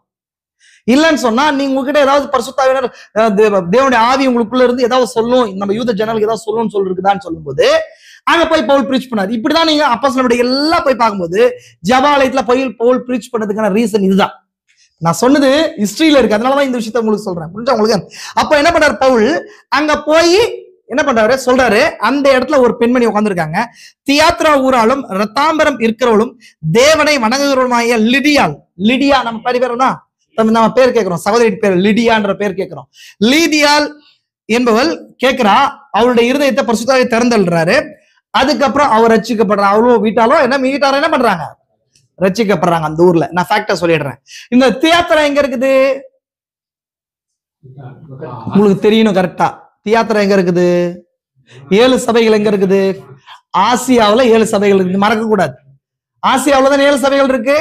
ஆசியாவில இருந்த அந்த அம்மா இங்க பிலிப்பி பட்டணத்துல இருக்கிறாங்க. இந்த அம்மா ரத்தாம்பரம் விற்கிறது. ரத்தாம்பரம் சொன்னா ரத்தாம்பர துணி, காஸ்ட்லி. இன்னைக்கு நான் சொல்றது பட்டு மாதிரின்னு வச்சுக்கோங்களேன். அவங்க நெஞ்சு விற்கிறவங்க, ரொம்ப காஸ்ட்லியா விற்கிறவங்க யூதர்கள்லாம். அவங்க ஞானம். அப்ப என்ன பண்றாங்க, இந்த அம்மா என்ன பண்ணாங்க, இந்த அம்மா ஏற்றுக்கொள்றாங்க. அந்த ஊர்ல ஏற்றுக்கொண்டு அப்புறம் வராங்க. அடுத்தது அதுக்கப்புறம் இவங்க எப்பெல்லாம் போகும்போது ஒரு குறி செல்ற ஒரு பெண் இருக்கிறா. அந்த பெண்ணுக்குள்ள பிசாச பவுல் போக்குறதுனால அந்த பெண்ணும் ரட்சிப்புக்குள்ள வந்துடுறா. அதுக்கப்புறம் அவளால் ஆதாயம் பார்த்தாங்க பாருங்க, ஆதாயம் பார்த்தாங்க இல்லைங்களா, அவங்க எஜமான ஆதாயம் பார்த்தாங்களா, அவங்க எல்லாம் பிடிச்சின்னு பவுலை எடுத்து போய் எங்க போட்டுறாங்க, சிறையில போட்டுறாங்க. அடிச்சு சிறையில போடுறாங்க. இப்ப இந்த இடத்துலதான் யார் இருக்கிறது அப்படின்னு சொன்னா பவுலும் சீலாவும் ஜெயில இருக்கிறாங்க. சரிங்களா? நல்லா புரிஞ்சுவாங்க. இப்ப இன்னொரு விஷயத்த சொல்றேன். சீலாவும் பவுல் இருக்கிறாங்க. பவுல் பரிசுத்தாவி நிறைந்தவர், அவர் பெரிய நபரு, எல்லாம் கரெக்ட் தான். பிரேயர் ஆஃப் ஃபயர் சந்திச்சாரு, அவர் சந்தோஷமா பாடுறாரு. கரெக்டுங்களா? நான் ஆல்ரெடி உங்களுக்கு சொன்னேன். ஏன்னா சொன்னேன் சீலாவும் சேர்ந்து பாடினாராம். எப்படி பாட முடியும்? மார்க் இங்க கூட இருந்திருப்பாரா அந்த நேரத்துல? கரெக்டுங்களா உங்களுக்கு? அப்போ சீலா இப்ப இவங்க பாடுறாங்க இல்லைங்களா, ஒருத்தன் சந்தோஷமா இருந்தால் சங்கீதம் பாடணும். இவங்க துக்கமா அடிபட்டிருந்தே என்ன பண்றாங்க அப்படின்னா அவங்க இந்த துக்கமா நினைக்காம ஒரு காரியத்தை செய்யறாங்க. புரியுதா உங்களுக்கு? அவங்க ஒரு என்னங்க டங்க்ல கீழே இருக்கிற பாதாள ஜெயில அடைக்கப்பட்டிருக்கிறாங்க. நைட்டா என்ன பாட்டு பாடிட்டு என்ன பண்றாங்க, அப்போ கட்டுக்கெல்லாம் உடையுது. உடஞ்ச பின்னாடி என்ன பண்றாங்க சொன்னா, அந்த சிறைச்சாலையுடைய எஜமான் தன்னை உயிரை போய்க்கிறதுக்கு கத்தி எடுத்து வெட்டுறதுக்கு போறாரு. நீ கெடுதி ஒன்றும் செய்து கொள்ளாதே. இப்ப நம்ம என்ன சொல்லியிருப்போம், பாடினே இந்த கட்டுக்களை உடஞ்ச உடனே தேவன் விடுதலை கொடுத்தாரு எழுந்து ஓடி இருப்போம். இவங்களது ஓடுறது இவங்க பிளான் கிடையாது. இவங்க இயல்பா தேவன் நடத்துற வழியில போன ஜனங்களா இருந்தாங்க. கரெக்டுங்களா உங்களுக்கு? அப்ப இது தேவனை நடத்துதல புரிஞ்சுனாங்க. ஒருவேளை இந்த யூதர்கள் மத்தியில சிறைச்சாலை எஜமான் முன்குறிக்கப்பட்ட இந்த யூதர்கள் மத்தியில ஜெபம் பண்ற ஆற்றுக்கு அக்கறையில இருக்க ஜெபம் பண்ற இடத்துக்கு இவரால் வர முடியாமல் இருந்திருக்கலாம். ஆனா இந்த மனுஷனுக்கு ரட்சிப்பு தேவன் கொண்டு வரணும்னு சொல்லி தேவன் திட்டமா இருந்திருக்கலாம். அதனால இவங்களை அடிச்சு கொண்டாந்து தேவன் உள்ள வச்சு இவங்களுக்கு சத்தியத்தை சொல்லி இவங்க குடும்பம் ரட்சிக்கப்படும். அப்ப அவங்க வீட்டுல ஒரு சபை பிலிப்ல ஸ்டார்ட் ஆகுது. இங்கதான் அடுத்தது. அப்போ அடுத்தது என்ன நடக்குது? அடுத்து நடக்குது பிலிப்பி பட்டணத்துல அடுத்தது பாருங்க. அடுத்தது அவர்கள் அம்பிபோலி பட்டணத்தையும் அப்பல்லோனியா பட்டணத்தையும் கடந்து தெசலோனிக்கே பட்டணத்துக்கு வந்தார்கள். நம்ம இடத்துக்கு வந்துட்டான். தெசலோனிக்கே தான் நான் மெசேஜ் நம்ம பார்க்க போறோம். அதுக்கு அதான் சொல்றேன், நான் நெக்ஸ்ட் சொல்றேன். கவனிங்களா? வந்தாங்க, தெசலோனிக்கே பட்டணத்துக்கு வந்தார்கள். தெசலோனிக்கே யூத ஜெபாலயத்தில் பவுல் 3 ஓய்வு நாட்களில் சில கனம் பொருந்திய கிரேக்கர் ரட்சிக்கப்படுதல். பவுல் என்ன பண்றாரு, தெசலோனிக்கே பட்டணத்துக்கு வராரு. அங்க 3 ஓய்வு நாள். 3 ஓய்வு நாள் எவ்வளவு நாளுங்க? 21 நாள். 21 நாள்ல உண்டாக்கப்பட்ட சபைதான் தெசலோனிக்கே. நான் அதுக்கப்புறம் சொல்றேன், உங்களுக்கு ஞாபகம் வச்சுக்கோங்க. அப்போ சில கனம் பொருந்திய கிரேக்கர்கள் ரட்சிக்கப்படுறாங்க. வழக்கமா இந்த யூதரோட வேலை என்னன்னா பராமப்படுறது. யாரும் பிரஜாதி வந்துடக்கூடாது, எங்களுக்கு மட்டும் தான் இந்த வெளிப்பாடு, எங்களுக்கு தான் ஒரு நபர் மேல போயிடக்கூடாது, நாங்க தான் ரட்சிக்கப்பட்டோன்றது எண்ணம். எல்லாருக்குமே ரட்சிப்பு வேணும்ன்றது அந்த இதை தடை செஞ்சு பவுல் மேல பொறாம விழுந்து திரும்ப இந்த இடத்துல பிரச்சனை பண்றாங்க. ஆல்ரெடி என்ன சொன்னானு எல்லா இடத்துல தடை பண்ணிட்டு வந்துச்சு. ஆண்டவரே அங்க வந்து என்ன எங்க வந்தோம், நாம இப்போ மக்கதோனியாவுக்கு வந்தோம், பிலிப்பிக்கு வந்தோம், நீர் தான் அனுப்பி வந்தோம். அங்க ஜெயில போட்டு அடிச்சாங்க, அங்க வந்து துரத்தி விட்டாங்க. இப்ப எங்க வந்தோம்? இப்போ அடுத்தது தெசலோனிக்கே பட்டணத்துக்கு வந்தோம். அங்கேயும் இப்ப என்ன நடக்குது? பிரச்சனை நடக்குது இல்லைங்களா? அப்போ அங்க இருந்தோம், கொஞ்ச நாள் இருந்தோம், அங்கே கூட ஒழுங்கா இருக்க முடியல. கேட்டீங்களா? அப்போ வந்தவன் என்ன நடக்குதுன்னு சொன்னா, சில கனம் பொருந்திய கிரேக்கர்கள் ரட்சிக்கப்படுதல், யூதரின் பொறாமை, யாசோன் இடத்துல. அப்போ அந்த இடத்துல யூதருடைய ஜெபாலயத்துக்கு பக்கத்துல யாசோன்ற ஒருத்தரோட வீடு இருக்கு. அந்த வீட்டுல போய் என்ன பண்றாரு, பவுல் பிரீச் பண்ண ஆரம்பிக்கிறாரு. அப்போ என்ன பண்றாங்க, இந்த யூதர்கள் எல்லாம் எல்லாரும் கிளப்பி விட்டு பிரச்சனை பண்றாங்க. இவங்களெல்லாம் பிரச்சனை பண்ணி ஜாமீன் வாங்கி இனிமேல் இந்த இடத்துல பிரேயர் நடத்தக்கூடாது, இனிமேல் என்ன பண்ணக்கூடாது, பிரேயர் நடத்தக்கூடாது அப்படின்னு சொல்லி யாசோன் அந்த வீட்டு நபர் என்ன பண்றாரு, யாசோன் இடத்துல அங்க இருக்கிற ரட்சிக்கப்பட்ட சகோதரத்துல ஜாமீன் வாங்கிக்கிறாங்க. பவுல் அங்கிருந்து துரத்தப்படுறார். அந்த தெசலோனிக்கேல இருந்த ஒரு சபை அங்க என்ன பண்ணுச்சு, உண்டாக்கப்பட்டு எத்தனை, அந்த சபைக்கு எத்தனை வயசு, 20 நாள் சபை. அது 20 நாள் 21 நாள் ஆயிருக்கு அந்த சபை. பவுல் இன்னும் ரெடி பண்ணி அதுக்குள்ள பவுல் அடுத்து என்ன பண்றாரு, அங்க விழுந்தது அவ்வளவுதான். அங்கிருந்து என்ன பண்றாரு, அடுத்தது உடனே சகோதரர் ராத்திரியில பவுலையும் சீலாவையும் பெரோயா பட்டணத்துக்கு அனுப்பி விட்டார்கள். அது கீழே இருக்கிற பட்டணம் பெரோயா பட்டணம். அது கீழே காட்டுற பாருங்க. நான் சொன்னது ஆல்ரெடி என்ன நடக்குது, இங்கிருந்து வந்தாரு. என்ன பண்ண சொன்னா, தெசலோனிக்கே இங்கிருந்து பிலிப்பி பட்டணத்துக்கு எங்க வர்றாரு, தெசலோனிக்கே பட்டணத்துக்கு வந்துட்டாரா இல்லைங்களா?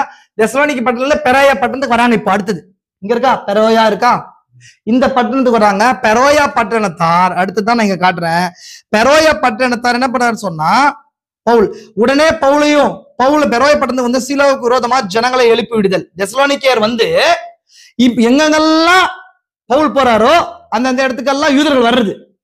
பின்னாடியே வந்து இவனை சேர்த்தாதீங்க. Influence killer spirits. ஒரு நபர் ஒரு இடத்துல மினிஸ்ட்ரி பண்றதுக்கு போகும்போது பின்னாடியே போய் இந்த நபருடைய வாசனையை கெடுக்கிறது. அந்த ஆவிகள் பவுல் காலத்திலே கிரியை செஞ்சு இந்த காலத்திலே அது கிரியை செய்யுது. பார்த்து பிரதர், எந்த ஒரு லைன் சொல்ல மாட்டார், சின்ன லைன் சொல்லுங்க. ஜாக்கிரதை பிரதர், சகோதரன் நல்லதா செய்தி கொடுப்பாருன்னா கொஞ்சம் ஜாக்கிரதை பிரதர். சகோதரன் பரவாயில்ல பிரதர், ஏதாவது ஒரு சின்னதா என்ன பண்றதுங்க, அவ்வளவு சாப்பாட்டுல ஒரு சின்ன பிச்சை எடுத்து உள்ள போட்டுறது. இந்த வேலைய பவுல் காலத்துல நடந்து கொண்டே வருது. திரும்ப பெரோயாவில் வந்து என்ன நடக்குதுங்க, பிரச்சனை நடக்குது. அப்ப அனுப்பிவிட்டார்கள். சீலாவும் பெரோயாவுக்கு வந்து பவுல் விரோதமாய் ஜனங்களை எழுப்பிவிட்டு, பெரோயா ஜனங்களும் இந்த தெசலோனிக்கே ஜனங்கள் இருந்தாங்க இல்லைங்களா, அவங்க சத்தியத்தை ஏற்றுக்கொண்டாங்க இல்லையா, 20 நாள் தான் ஆச்சு அந்த சபை.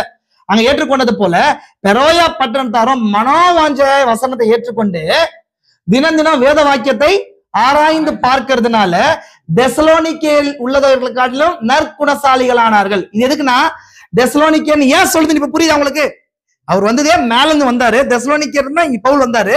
அதனால இந்த கம்பேரிசன் ஏன் பண்ணுதுன்னு சொன்னா, தெசலோனிக்கேன்னு ஏன் கம்பேரிசன் பண்ணுதுன்னா, முன்னாடி இருந்த ஊர் தான், அவருக்கு மேல இருந்த ஊர் தான் தெசலோனிக்கே, கீழே இருந்த ஊர் தான் பெரோயா. அந்த பெரோயால அந்த ஜனங்களும் வச்சு டெய்லி வேதத்தை அவங்க அனுதினமும் வேதத்தை தியானிக்கிற பழக்கம் இருந்துச்சு. அப்பதான் வந்து பவுல் சொல்லிட்டாரு, பாஸ்டர் சொல்லிட்டாருன்றது ஏற்றுக்கொள்றதுல. அதனாலதான் சொன்னேன், வேதத்தை செய்தியை வாசிங்க. நான் சொல்றது உடனே அப்படியே என்ன பண்ணாதீங்க, எடுத்துக்காதீங்க. எப்பவுமே நான் சொல்றது அதுதான். நீ செய்தி வாசிக்காம எந்த உபதேசம் கரெக்ட்னு தெரியாது.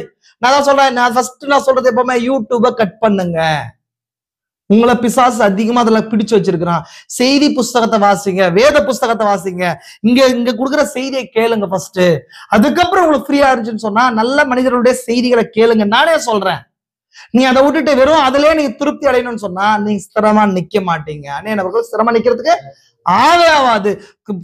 பலவிதமான பொய்யான உபதேசங்களுக்கும் சின்ன மாறுபாடுகளுக்கும் உங்க ஆத்மாக்களை திறந்து கொடுப்பீங்க. உங்களுக்கு என்ன போஷிக்கணும்னு சொல்லி இங்க தேவன் வச்சிருக்கிற, புரிஞ்சா உங்களுக்கு? அப்ப என்ன உபதேசம் நமக்கு தெரியாது. அப்ப அப்படி இருக்கும்போது என்ன நடக்குது சொன்னா, இங்க அது நடக்குது. பெரோயப்பட்டதான் என்ன, எதனால நற்குணசாலிகள் ஆனாங்க தெரியுமா?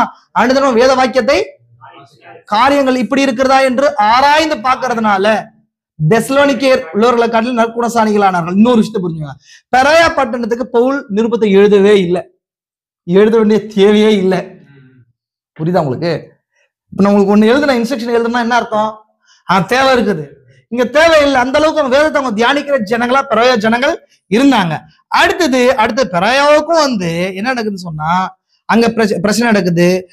சில கிரேக்கர்கள் ரட்சிக்கப்படுதல், பெரோயாவுக்கு விரோதமா ஜனங்களை திரும்பவும் பெரோயாவுல வந்து இந்த யூதர்கள் பிரச்சனை பண்றாங்க. அப்ப பவுல் மேல இருந்து அடி அடி அடி அடி அடிச்சுட்டு வந்த உடனே பவுல் என்ன பண்ற, திரும்பவும் அங்கிருந்து கப்பல் ஏறி ஏத்தன்ஸ்க்கு வராரு. ஏத்தன்ஸ் தான் என்னங்க, மேசிடோனியாவோட மெயினான சிட்டி ஏத்தன்ஸ். ஏத்தன்ஸ் தான் அத்தனை பட்டணம் இருக்கா, 17வது அதிகாரத்துல இருக்கும் நான் சொல்றது. இப்ப அடுத்த காட்சிக்கு வரேன் பாருங்க. அப்போ என்ன பண்றாரு, பவுல் சீலாவையும் தீமோத்தையும் அங்கே விட்டுட்டு பெரோயா ஊர்ல விட்டுட்டு பவுல் மட்டும் ஏத்தன்ஸ்க்கு அனுப்பிடுறாங்க. அந்த பிரதர்ஸ் எல்லாம் ஏத்தன்ஸ்க்கு அனுப்பிடுறாங்க. நான் தான் வாசிக்கிறேன். உடனே சகோதரர் பவுலை சமுத்திர வழியாய் போக அனுப்பிவிட்டார்கள். சீலா பெரோயாவுக்கும் தீமோத்தையும் தெசலோனிக்கேவும் அங்கே தங்கி இருக்கிறாங்க. இப்போ சீலா என்ன பண்றாரு, தெசலோனிக்கே போய் அந்த சபை எப்படி இருக்குன்னு பாக்குறாங்க. இந்த பெரோயாவுல தீமோத்தேயு இருந்து இந்த சபை எப்படி இருக்குன்னு பாக்குறாங்க. இங்க பவுல் தானே பிரச்சனை, பவுல மட்டும் என்ன அனுப்பிடலாம், அந்த பிரதர்ஸ் எல்லாம் ஏத்தன்ஸ்க்கு அனுப்பி ஏத்தன்ஸ்ல அங்க இருக்கிறார் பவுல் இருக்கிறார். இப்போ அடுத்த லைன் சொல்றேன் பாருங்க. இப்போ இவங்க வந்தாங்க இல்லையா, என்னடா போற இடத்துல எல்லாம் பிரச்சனை, தேவன் தான் அனுப்புனாரு. நிறைய பேர் சொல்லுவாங்க, பிரதர் எல்லாம் தடையாவது பிரதர், இவங்கெல்லாம் தேவனுடைய ஊழியத்தை பண்ணல பிரதர், என்ன பிரதர் இவங்க அப்படின்வாங்க. அப்படிலாம் கிடையாது. தேவனுடைய ஊழியம் நடக்கிறது அவருடைய சித்தத்துல இருக்குது. ஆத்மாக்களுடைய அந்த பலனை தேவன் பின்னாடி கொண்டு வருவார். ஆனா சரியான உபதேசத்தை ப்ரீச் பண்ண வேண்டியது நம்மள வேலை. உடனே ஆள் பெருகின உடனே தேவனுடைய சித்தமா இருக்குது. எனக்கு எந்த பிரச்சனையும் இல்லப்பா, ஆள் அப்படியே உடனே பெருகுது, காசு பெருகுது, பணம் பெருகுது, ஆட்கள் பெருகுது அப்படின்றதுனால தேவனுடைய சித்தம் கிடையாது. அது அவனுடைய சித்தம் அப்படி கிடையாது. புரிஞ்சுங்களா உங்களுக்கு? வார்த்தையின் வெளிப்பாடுகளால உதிர்ந்த அந்த உத்தமமான வித்துகள் தான் முக்கியம் இங்க. புரியுதா உங்களுக்கு? ஜனக்கூட்டமோ பணமோ காசோ தடையில்லாத ஒரு ஊழியமோ எல்லாம் கிடையாது. ஒரு ஊழியத்துல கண்டிப்பா தடை இருக்கும். பாருங்க, இதெல்லாம் படிக்கிறோம். அடுத்தது அத்தனைய படத்தில் பவுல் வராரு. வந்துட்டு அந்த ஊர் ஏத்தன்ஸை குறிச்சு நம்ம அத்தேன்னு தான் ஏத்தன்ஸ். அந்த ஏத்தன்ஸ்ல மார்ஸ் அப்படின்ற ஒரு பெரிய ஆடிட்டோரியம் மேடை இருக்குது. கவனிங்களா? அப்போ இங்க அந்த ஊர் பாத்தீங்கன்னு சொன்னா அன்னைக்கு இருக்கிற அந்த ஒட்டுமொத்த மேசிடோனியா கிரேக்குக்கு சிவிலைசேஷன்ல நாகரிகத்துல உயர்ந்த இடத்தை அடைஞ்சதுதான். அந்த இடத்துல இருக்கிற எல்லா ஊருக்கும் தலைமை கேபிட்டல் ஊரு மேசிடோனியாவுக்கு எல்லாம் ஊரு ஏத்தன்ஸ் தான். ஏத்தன்ஸ் தான் அன்னைக்கு இருந்த பெரிய பெரிய பிலாசபர்ஸ் இருந்தாங்க, ஆர்டிஸ்ட் இருந்தாங்க. நம்ம படிக்கிறோமா, யார் நம்ம அலெக்சாண்டருடைய இவரு டீச்சர் யாரு? அரிஸ்டாட்டில், பிளாட்டோ, சாக்ரட்டிஸ், இந்த மாதிரி பெரிய பெரிய தத்துவ ஞானிகளா இருந்த ஊர் அது. தத்துவத்துக்கு பேர் போன ஊர், படிப்புக்கு பேர் போன ஊர். புரியுதுங்களா உங்களுக்கு?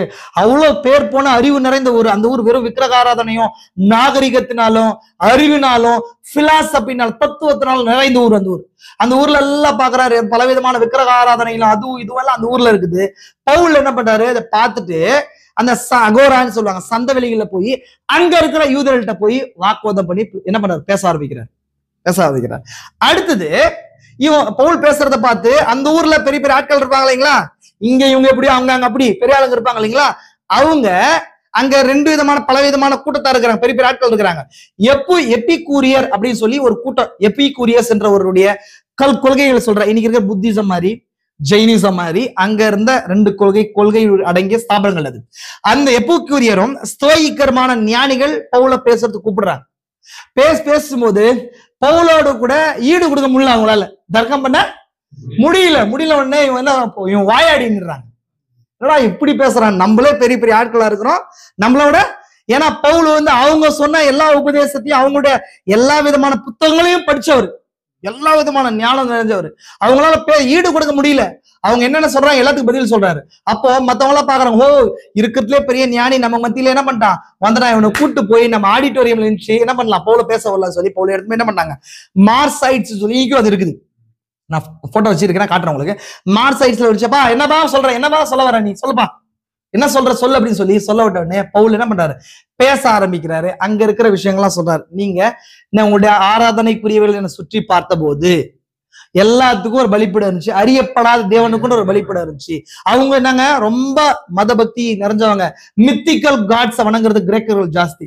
ஜூபிட்டர் இதெல்லாம் கிரேக்க கடவுள் தான் இல்லைங்களா, அர்குலிஸ் எல்லாம் கிரேக்க கடவுள் தான்.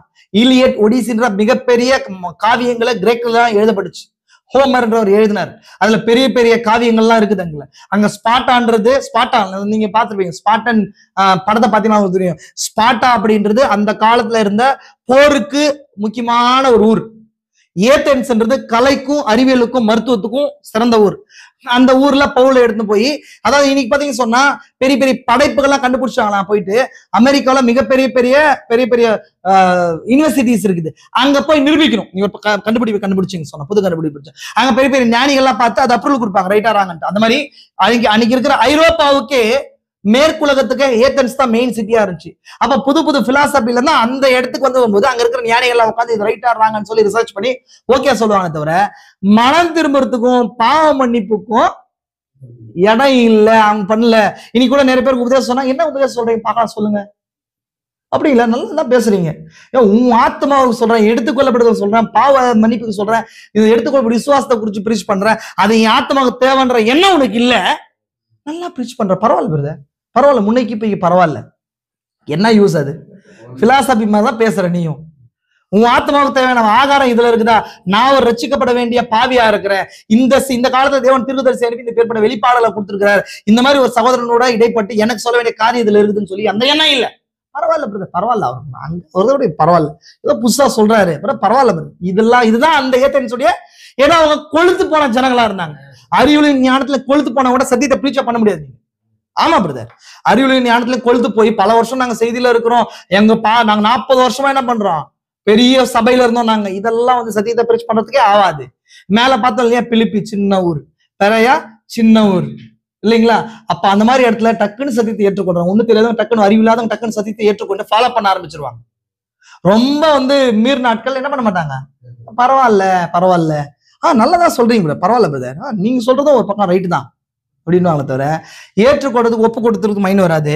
அதுக்கப்புறம் பவுல் என்ன பண்ணாரு, எல்லாருக்கும் நான் இந்த உள்ள செய்தி சொல்ல விஷயத்த மட்டும் சொல்றேன்.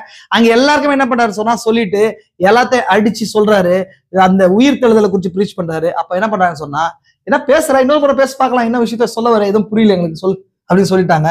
பவுல் இதெல்லாம் வேலைக்கு ஆகாதுன்னு சொல்லிட்டு திரும்பவும் இந்த தர்க்கம் பண்ணி பேசி சத்தியத்தை கொண்டு போக முடியாது. இவங்க எல்லாம் வந்து மூளையில வந்து என்ன பண்ணாங்க, ஞானத்தினால ஞானத்தின் மமதை பிடிச்சவங்க. இவங்க கூட சத்தியத்தை சொன்னா ஆத்மாவுல போவாது, அவன் தலை மேல போயிடுச்சுன்னு சொல்லி பவுல் உணர்ந்து அதை விட்டு வெளியே வந்துடுறாரு. ஆனாலும் இதுக்கும் ஒரு தேவன நோக்கம் இருந்துச்சு, இதுக்கும் தேவன நோக்கம் இருந்துச்சு. அங்க பாருங்க, அந்த மார்ஸ் மேடையின் நியாயாதிபதி ஒருத்தர் இருந்தாராம், தியோனிஸ் அப்படின்னு சொன்னா, டைனோசிஸ் அப்படின்னு சொல்லி இது இங்கிலீஷ்ல சொல்லப்படுது. ஒருவன் ஐயா தியோனிசியு என்பவனும் தாமரி என்னும் பேருள்ள ஸ்திரீயும் ரட்சிக்கப்படுறாங்க ஏத்தன்ஸ்ல. பாருங்க, தேவன் அங்க வழி நடத்துறதுக்கு பின்னாடி ஒரு நோக்கம் இருக்குது. ஏற்றுக்கொள்ளலே பவுல் சொல்லி அங்க ஃபீல் பண்ணி வரும்போது அங்க மாஸ் மேடையில இருக்கிற மிகப்பெரிய ஒரு அந்த ஜட்ஜை ஏற்றுக்கொள்றாரு. அங்கதான் அதுக்கப்புறம் ஹிஸ்டாரிக்கல் சொல்லுது, அவரால் சபை ஸ்தாபிக்கப்பட்டதா வசனம் என்ன பண்ணுதுங்க சொல்லுது. அடுத்தது பாருங்க, அடுத்து முடிச்சு நான் கடைசியா முடிக்க போறேன். அதன் பின்பு பவுல் அத்தனை பட்டணத்தை விட்டு கொரிந்து பட்டணத்துக்கு வந்து, கொரிந்து பட்டணம் அகாயா நாட்டுல இருக்குது, கீழே நான் சொன்னேன் இல்லையா அகாயா நாட்டுல இருக்குது. கொரிந்து பட்டணம் உங்களுக்கு தெரியும், 1 கொரிந்தியர் 2 கொரிந்தியர் 2 நிருபத்தை பவுல் எழுதியிருக்காரு. இருக்கிறதுலே மோசமான பாவங்கள் நிறைந்த ஊர் கொரிந்து அவ்வளவு மோசமான பாவம். கொரிந்து புத்தகத்தை வாய்ச்சா அவங்களுக்கு தெரியும், தீர்க்கதரிசி கூட செய்தி கொடுத்திருக்காரு. கொரிந்தியர் திருத்துதலை கொண்ட புஸ்தகம், அவ்வளவு விஷயங்கள் அதுக்குள்ள இருக்கும். கொரிந்து பட்டணத்துல வந்து அங்கதான் ஆக்கில்லா பிரிஸ்கில்லால பவுல் சந்திச்சு அவங்க கூடாரம் தொழில் பண்றதுனால இவரும் கூடார தொழில் செஞ்சு அவங்க கூட இருந்து ஏற்கனவே 18 மாசம் கொரிந்து பட்டணத்துல இருந்து அங்க என்ன பண்றாரு இருக்கும்போது தான் ஆல்ரெடி போனாங்களா 2 பேரு. யாருங்க? பர்னபா கிடையாதுங்க, பர்னபா எங்கேயோ போயிட்டாரு அவரு. நீங்க திரும்ப அங்க இருக்காதீங்க. பர்னபா சைப்ரஸ் போயிட்டாரு. யாரு? சீலாவும் தீமோத்தேயும் இருந்தாங்க இல்லைங்களா? அவங்க வந்து சொல்றாங்க, எல்லா இடத்துலயும் நமக்கு எதிர்ப்பு கரெக்டுங்க சார், நம்ம அங்க என்ன பண்ணோம், நாங்க ஸ்தாபித்த சபைகள் நல்லா இருக்குது, அந்த சபைகள் நல்லா இருக்குது. பெரையாவில் இருக்கிறவங்கள இவர் சொல்றாரு, சீலா சொல்றாரு நல்லா இருக்குது. தீமோத்தேயு சொல்றாரு, தெசலோனிக்கே பட்டணத்தை பார்த்து சொல்றாரு நல்லா இருக்குது, நல்ல வளர்ச்சி பாதையில வர்றாங்க. 20 நாள்ல வந்த சபை, 1 மாசம் 2 மாசத்துல இருந்த சபை. அப்போ இவங்க என்ன பண்ண, கொரிந்து பட்டணத்துல இருக்கும்போது இவங்க வந்து சேர்றாங்க. அது கீழே நான் தான் சொல்றேன், யூதர் எல்லாம் அது கீழே பாருங்க வந்துட்டு பவுல் என்ன பண்றாரு, அது கீழே வாசிக்கிற பாருங்க. அப்போ என்ன நடக்கிறது, வந்து சொல்லி பேசுறாங்க. மக்கதோனியா சீலாவும் தீமோத்தேயும் வந்து இணைஞ்சு சொல்றாங்க. அப்போ அந்த சபைகளுடைய நிலைய பவுலுக்கு சொல்றாங்க. தெசலோனிக்கே பட்டணம் நல்லா வளர்ந்த சபைங்க, நல்ல விசுவாசமா இருக்கிறாங்க, இங்க இருக்கிற உபத்திரவத்துல கூட உண்மையா இருக்கிறாங்க. ஆனா அந்த சபையில ஒரு சில பிரச்சனை இருக்கு சொல்லி இந்த பிரச்சனையை சொல்றாங்க. அந்த பிரச்சனை என்ன அப்படின்னா, மரிச்சவங்கள் துக்கம் கொண்டாடுற மாதிரி இவங்களும் ரொம்ப ஃபீல் பண்றாங்க. உயிர்த்தெழுதலை குறிச்சு சரியான ஒரு புரிதல் இல்லைங்க அவங்களுக்கு, வருகையை குறிச்சு ஒரு சரியான புரிதல் இல்லை அப்படின்னு சொல்லும் போது, சரி இந்த வளர்ந்த புது சபைக்கு ஒரு லெட்டர் எழுதலான்னு சொல்லி அந்த சபைக்கான லெட்டரை எழுதுனா தீமோத்தேயு ஃபர்ஸ்ட் முதலாவது தெசலோனிக்கேயர். புரிஞ்சா உங்களுக்கு? நான் இதை தொடர்ந்து நான் விசுவாச ஜேர்னியை முடிச்சுட்டு அந்த ஒரு இதுக்கு மட்டும் போயிடுறேன். அது சின்னதான், அது மட்டும் நான் சொல்லிடுறேன், கவனிங்க நல்லா. அடுத்தது, அப்போ பொந்து தேசத்தை ஆகிய ஆக்கில்லா மற்றும் அவருடைய மனைவி ஆகிய பிரிசில்லாவையும் பவுல் சந்தித்து அவர்களோட கூட கூடார தொழில் செய்தல். கொரிந்து ஜெபாலயத்தில் பவுல் இருந்து அவங்க பிரீச் பண்றது. பவுல் என்ன பண்றாரு, ஆக்கில்லா பிரிஸ்கில்லா யூதன் ஹஸ்பண்ட் ஒய்ஃப், அவங்க ஆல்ரெடி ரோம்ல இருந்தாங்க. இவங்க கிரேக்க நாட்டுல இருக்கிறாங்க, ரோம்ல இருந்து வந்திருக்கிறாங்க. ஏன் ரோம்ல இருந்து? இது இம்பார்ட்டன்டான விஷயம், சபை காலத்துல தீர்க்கதரிசி பேசுற விஷயத்த சொல்றேன், கவனிங்க நல்லா.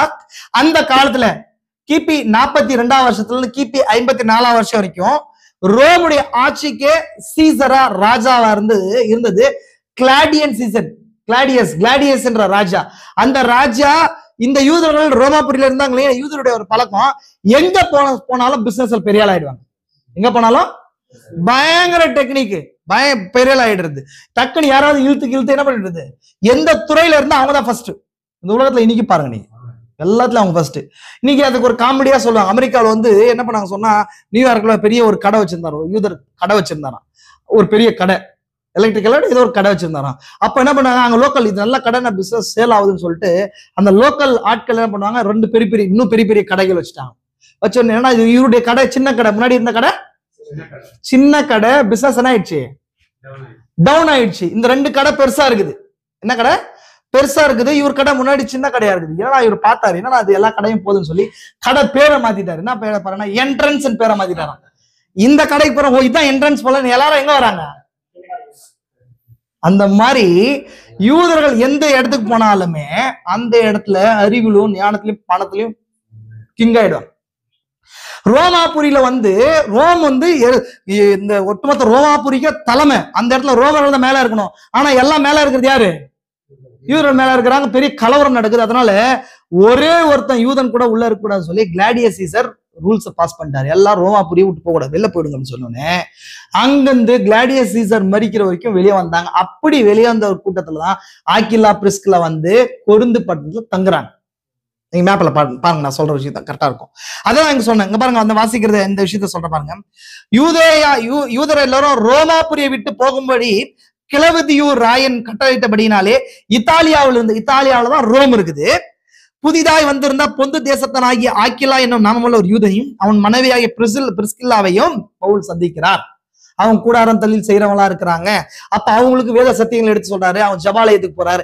இதெல்லாம் 18 மாசம் நடக்கும்போது அவங்க அந்த 2 பேரும் வந்து சேர்ந்து சேர்றாங்க. பரவாயில்ல, நம்ம அங்கெல்லாம் அடிபட்டு வந்தோம், கரெக்ட் தான். ஃபர்ஸ்ட் என்ன பண்றோம், பிலிப்பி பட்டணத்துக்கு வந்தோம், அங்க அடிபட்டோம். அதுக்கப்புறம் தெசலோனிக்கே பட்டணத்துக்கு வந்தோம், பெரேயா பட்டணத்துக்கு வந்தோம், ஏத்தென்ஸ்க்கு வந்தோம். ஒன்னொன்னும் நம்ம தேவன் அனுப்பினாரு தான் வந்தோம். ஆனா எல்லா இடத்துலயும் உபத்திரம் வந்துச்சு, யூதர்களால் பிரச்சனை வந்துச்சு. ஆனாலும் அங்க இருந்த சபைகள் நல்லா இருக்குது, நல்ல சபைகள் அப்படின்னு சொல்லி சொல்றாரு. தெசலோனிக்கேயர் ரொம்ப நல்ல ஜனங்கள், ரொம்ப ஊழியக்காரர்கள் மதிக்கிற ஜனங்களா இருக்கிறாங்க, ஊழியக்காரர்கள் செய்யற ஜனங்களா இருக்கிறாங்க. ஏன் நான் அதுக்கப்புறம் பின்னாடி சொல்றேன், ஏன்னு சொல்லி வசந்த வாட்சி நான் சொல்றேன். நீங்க பவுலுடைய 2வது நிருபம் தீமோத்தேயுக்கு 2 நிருபம் தெரியுமா? 2 நிருபத்துல தேமா இந்த உலகத்து பிரபஞ்சத்து மேல ஆசை வைத்து எங்க போனான்னு சொல்லப்படுது, தெசலோனிக்கேக்கு போயிட்டான். தீர்க்கதரிசி சொல்றாரு, இப்ப தேமா வந்துட்டு ஊழியத்தை விட்டு பிரியலையா, பவுலை விட்டு போயிட்டாராம். பவுல் கூட ஒண்ணும் பண்ண முடியாது, அவ்வளவு நம்ம என்ன பண்ண முடியாது. பவுல் கடைசியா இருக்கும்போது பணமும் பேர்ல இல்ல அப்படின்னு சொல்லிட்டு தெசலோனிக்கே, பிரதர் நான் வந்து பிரதர் இங்கெல்லாம் ஊழியம் பண்ண வேலைக்கு ஆகுது பிரதர், நம்ம என்ன பண்ணிடலாம் பிரதர், ஃபாரின் போயிடலாம் பிரதர், சென்னையில ஊழியம் பண்ணலாம் பிரதர், பெங்களூர்ல போய் ஊழியம் பண்ணலாம் பிரதர், ஒசூர்ல வந்து ஊழியம் பண்ணலாம் பிரதர் என்ன பண்ணலாம், பெங்களூர்ல போனோம்னா பிரதர் அங்க ஜனக்கூட்டம் ஜாஸ்தி, அந்த இடத்துல ஊழியம் பண்ணாதான் பிரதர், அந்த இடத்துல தேவன் என்ன அனுப்பினாரு அப்படின் போது அங்க என்ன உனக்கு டப்பு, பணத்துக்காக நீ அதை பண்ற, தேவனுடைய சித்தம் என்னவோ அதை செய்யறதுல. அப்ப அந்த தெசலோனிக்கே ஜனங்க ரொம்ப நல்ல ஜனங்க, ஆல்ரெடி நல்ல ஒரு என்விரான்மெண்ட் இருக்கிற ஜனங்க. இதனால இவர் என்ன பண்றாரு, பவுல் விட்டு போயிட்டாரு. தேமா தீர்க்கதரிசி சொல்லுவாரு, உலகம் சொல்ல தேவா சத்தியத்தை விட்டு போனான்னு சொன்னா, ஆனா தீர்க்கதரிசி சொல்லுவாரு அவன் இருந்தான்னு சொல்லிட்டு. இந்த வசனம் அது கரெக்டா மேட்ச் ஆகும். தெசலோனிக்கே ஜனத்துடைய தன்மை ரொம்ப நல்ல ஜனங்க, ஏற்றுக்கொள்ற ஜனங்க. அதனால வந்து அங்க போறாரு. அதான் விஷயம், புரிஞ்சா உங்களுக்கு? அப்போ இது கவனிக்க முடிச்ச உடனே நம்ம அடுத்து முடிக்கலாம் பாருங்க. யூதர்கள் எதிர்ப்பு பண்றாங்க. ஜபாலயத்துக்கு அடுத்துள்ள இஸ்து எனப்பட்ட மனிதனுடைய வீட்டை பவுல் வந்து என்ன பண்றாருன்னு சொன்னா, ஜேவனை வணங்குற இஸ்து அப்படின்ற மனுஷனுடைய வீட்டுல பவுல் ஜெபனை நடத்திட்டு இருக்கிறாரு. அங்கே வச்சு வந்து பிரச்சனை பண்றாங்க, கொருந்துலயும் பிரச்சனை பண்றாங்க. அதுக்கப்புறம் பவுல் என்ன பண்ணாரு, அங்கிருந்து வந்து என்ன பண்ணாரு சொன்னா, என்ன நடக்குதுன்னு சொன்னா, ஒரு பெரிய ஒரு ட்ரையல் நடக்குது, ஒரு கோர்ட் ட்ரையல் நடக்குது. அதை வேணாம், அதுக்கப்புறம் கிராஸ் பண்ணி போறேன். அதுக்கப்புறம் பவுல் சரி நம்ம கிளம்பலான்னு சொல்லிட்டு கொருந்து பட்டணத்துல வந்து கெங்கரேயான்ற இடத்துக்கு வந்து முடி தலை சவரம் பண்ணி கொண்டு ஆசியாவுக்கு திரும்ப வந்து எருசலேமுக்கு வரதுக்கு பாக்குறாரு. அங்கிருந்து என்ன பண்றாரு, எபேசு பட்டணத்துக்கு பவுல் ரிட்டர்ன் வரார். எங்க வராரு, எபேசு கெங்கரேயான்ற துறைமுகத்துல ஏறி இந்த பக்கம் ஆசியாவில் இருக்கிற எபேஸ்ன்ற அந்த பட்டணத்துக்கு வர்றாரு. எபேஸ் சபர் இல்லையா, அந்த பட்டணத்துக்கு வந்து அங்கிருந்து திரும்ப கப்பல் ஏறி செசரியா யூதேயாவில் இருக்கிற கப்பல் துறை, அங்கிருந்து தான் கப்பல் துறைமுகத்துக்கு ஏறுவாங்க. அங்கிருந்து வந்து செசரியா வந்து எருசலேமுக்கு வந்து எல்லாத்தையும் ஒப்படைக்கிறார். இப்படி எல்லாம் நடந்துச்சு, இப்படி எல்லாம் வந்துச்சு ஒப்படைச்சிட்டு திரும்ப அந்தியோகியாவுக்கு போய் அங்க நிக்கிறார். இதுதான் வந்து 2வது மிஷனரி பயணம். புரிஞ்சா உங்களுக்கு? நான் இப்ப சொன்னதே திரும்ப யூடியூப்ல பாருங்க, நான் நிறைய சொல்லியிருக்கிறேன், உங்களுக்கு ஈஸியா புரியும்னு நினைக்கிறேன். மேப்போட கனெக்ட் பண்றேன். உங்களுக்கு வேணா இந்த இந்த நான் எடுத்திருக்கிற இந்த சார்ட்டை உங்களுக்கு சொல்றேன். நிறைய விஷயங்கள் எடுத்தா உங்களுக்கு புரியுற மாதிரி சின்ன விஷயத்த சொன்னேன். புரிஞ்சா உங்களுக்கு? அடுத்தது இன்னும் ஒரு 15 மினிட்ஸ் மட்டும் எனக்கு டைம் கொடுங்க. தெசலோனிக்கேயர் நிருபத்தை எடுத்துறேன். அது சின்னதுதான், சின்ன விஷயம் தான், எடுத்துறேன். எடுக்கலாமா? எடுத்துடலாம், ஓகேங்களா? ஏன்னா வந்து அதுக்குதான் முக்கியமா இந்த இதே எடுத்தது, நான் டாபிக்கே அதுக்காக தான் எடுத்தது. நான் 15 மினிட் மட்டும் நான் கொடுங்க, அதை எடுத்துடலாம். புரிஞ்சுங்களா உங்களுக்கு? அடுத்தது பாருங்க, இப்போ கவனிங்க, பவுல் வந்து எங்கெங்க வந்தார் ஆல்ரெடி சொல்றேன், சின்ன ரீகால் பண்ணிடுறேன் பாருங்க. பவுல் என்ன பண்ணாரு? இது அந்தியோகியாவில இருந்து ஸ்டார்ட் பண்ணாரு. அந்தியோகியாவில இருந்து சீரியா சிலிசியா நாடுகள்ல போய் சுவிசேஷத்தை சொல்றாரு. அதுக்கப்புறம் அடுத்தது கலாத்தியா போறாரு, தெர்பைக்கு போறாரு, லிஸ்திராக்கு போறாரு. அதான் கலாத்தியா நாடு. அங்கதான் என்ன பண்றாருன்னு சொன்னா, அடுத்தது மேல இருக்கிற பிரிகியாவுக்கும் ஆசியாவுக்கும் எல்லாம் போகாதபடி தடை செய்யப்படுறாரு. அதுக்கப்புறம் மீசியாவுக்கு போகாம தடை செய்யப்படுறாரு. டைரக்டா போய் த்ரோவாவுல கப்பல் ஏறி அங்க இருக்கும்போது மேசிடோனியா பகுதியிலிருந்து ஒரு நபர் வந்து சுவிசேஷம் சொல்ல மாதிரி கேட்கிறாரு. அதுக்கப்புறம் போய் என்ன பண்றாருங்க, நியோபலிஸ் அந்த துறைமுகத்துல இறங்குறாரு. அங்கிருந்து பிலிப்பி பட்டணத்துக்கு போய் முதல் சபை ஸ்தாபிக்கிறார். அங்க யாருக்கு ஃபர்ஸ்ட் லிடியா சத்தியத்தை ஏற்றுக்கொள்றாங்க. கரெக்டுங்களா உங்களுக்கு? லிடியா ஏற்றுக்கொள்றாங்க. அடுத்தது அங்க குறி சொல்ற ஸ்திரீ ஏற்றுக்கொள்றாங்க. அடுத்தது அந்த காவல்காரன் ஏற்றுக்கொள்றாங்க. அடுத்தது யூதர்கள் அங்கிருந்து துரத்துறாங்க. அதை தொடர்ந்து எங்க வந்துட்டாரு அவர்? அடுத்தது பிலிப்ல இருந்து தெசலோனிக்கேக்கு வராங்க. கரெக்டுங்களா? தெசலோனிக்கேல எத்தனை வாரங்க? 3 வாரம் தான் பிரீச் பண்றாரு, இல்லைங்களா? அப்ப 3 வாரம் பிரீச் பண்றாரு. அங்கேயும் பிரச்சனை நடக்குது. யாசோனுடைய வீட்டு இருக்கு இல்லையா, அப்ப அங்க ஒரு பிரச்சனை. சரி, அங்க தெசலோனிக்கே பிரச்சனை நடக்குது. தெசலோனிக்கே வீட்டு எங்க வராரு? பெரோயா பட்டணத்துக்கு வராரு. அங்கேயும் பிரச்சனை நடக்குது. அதுக்கப்புறம் எங்க வராரு? ஏத்தென்ஸ்க்கு வராரு. அங்கேயும் பிரச்சனை நடக்குது. கொரிந்துக்கு வராரு. கொரிந்துக்கு வந்த பின்னாடிதான் தெரியுது, பவுல் அங்கதான் எழுதுறாரு, இந்த நிருபத்தை எழுதுறாரு. நீங்க அங்க ஆல்ரெடி 2 பேர் விட்டு வந்தாரு இல்லையா? யார? சீலாவையும் தீமோத்தையும் விட்டு வராரு. பெரோயாவிலையும் தெசலோனிக்கேவிலும் சபைகளை பார்த்துட்டு வாங்கன்னு சொல்லி அவங்க பார்த்துட்டு வந்து நல்ல ரிப்போர்ட் சொல்றாங்க. பரவாயில்லப்பா, நல்ல சபை நல்லா நடக்குதுன்னு. அந்த சபையில நடக்கிற பிரச்சனைகளுக்காக தான் தெசலோனிக்கே நிருபத்தை பவுல் எழுதுறார். அப்போ கொரிந்து பட்டணத்தை விட்டு திரும்ப கெங்கரேயா துறைமுகத்தை ஏறி ஏத்தென்ஸுக்கு வந்து, சரி, எபேசு சபை ஆசியாவுடைய பகுதியில் இருக்கிற எபேசுக்கு வந்து, எபேசுல இருந்து செசரியாவுக்கு வந்து துறைமுகத்துக்கு வந்து எருசலேமுக்கு வந்து திரும்ப அந்தியோகியாவுக்கு போறார். இதுதான் வந்து 2வது மிஷனரி பயணம். நான் மேப்ல இருந்து எல்லாமே வச்சிருக்கேன், நான் தரேன் உங்களுக்கு.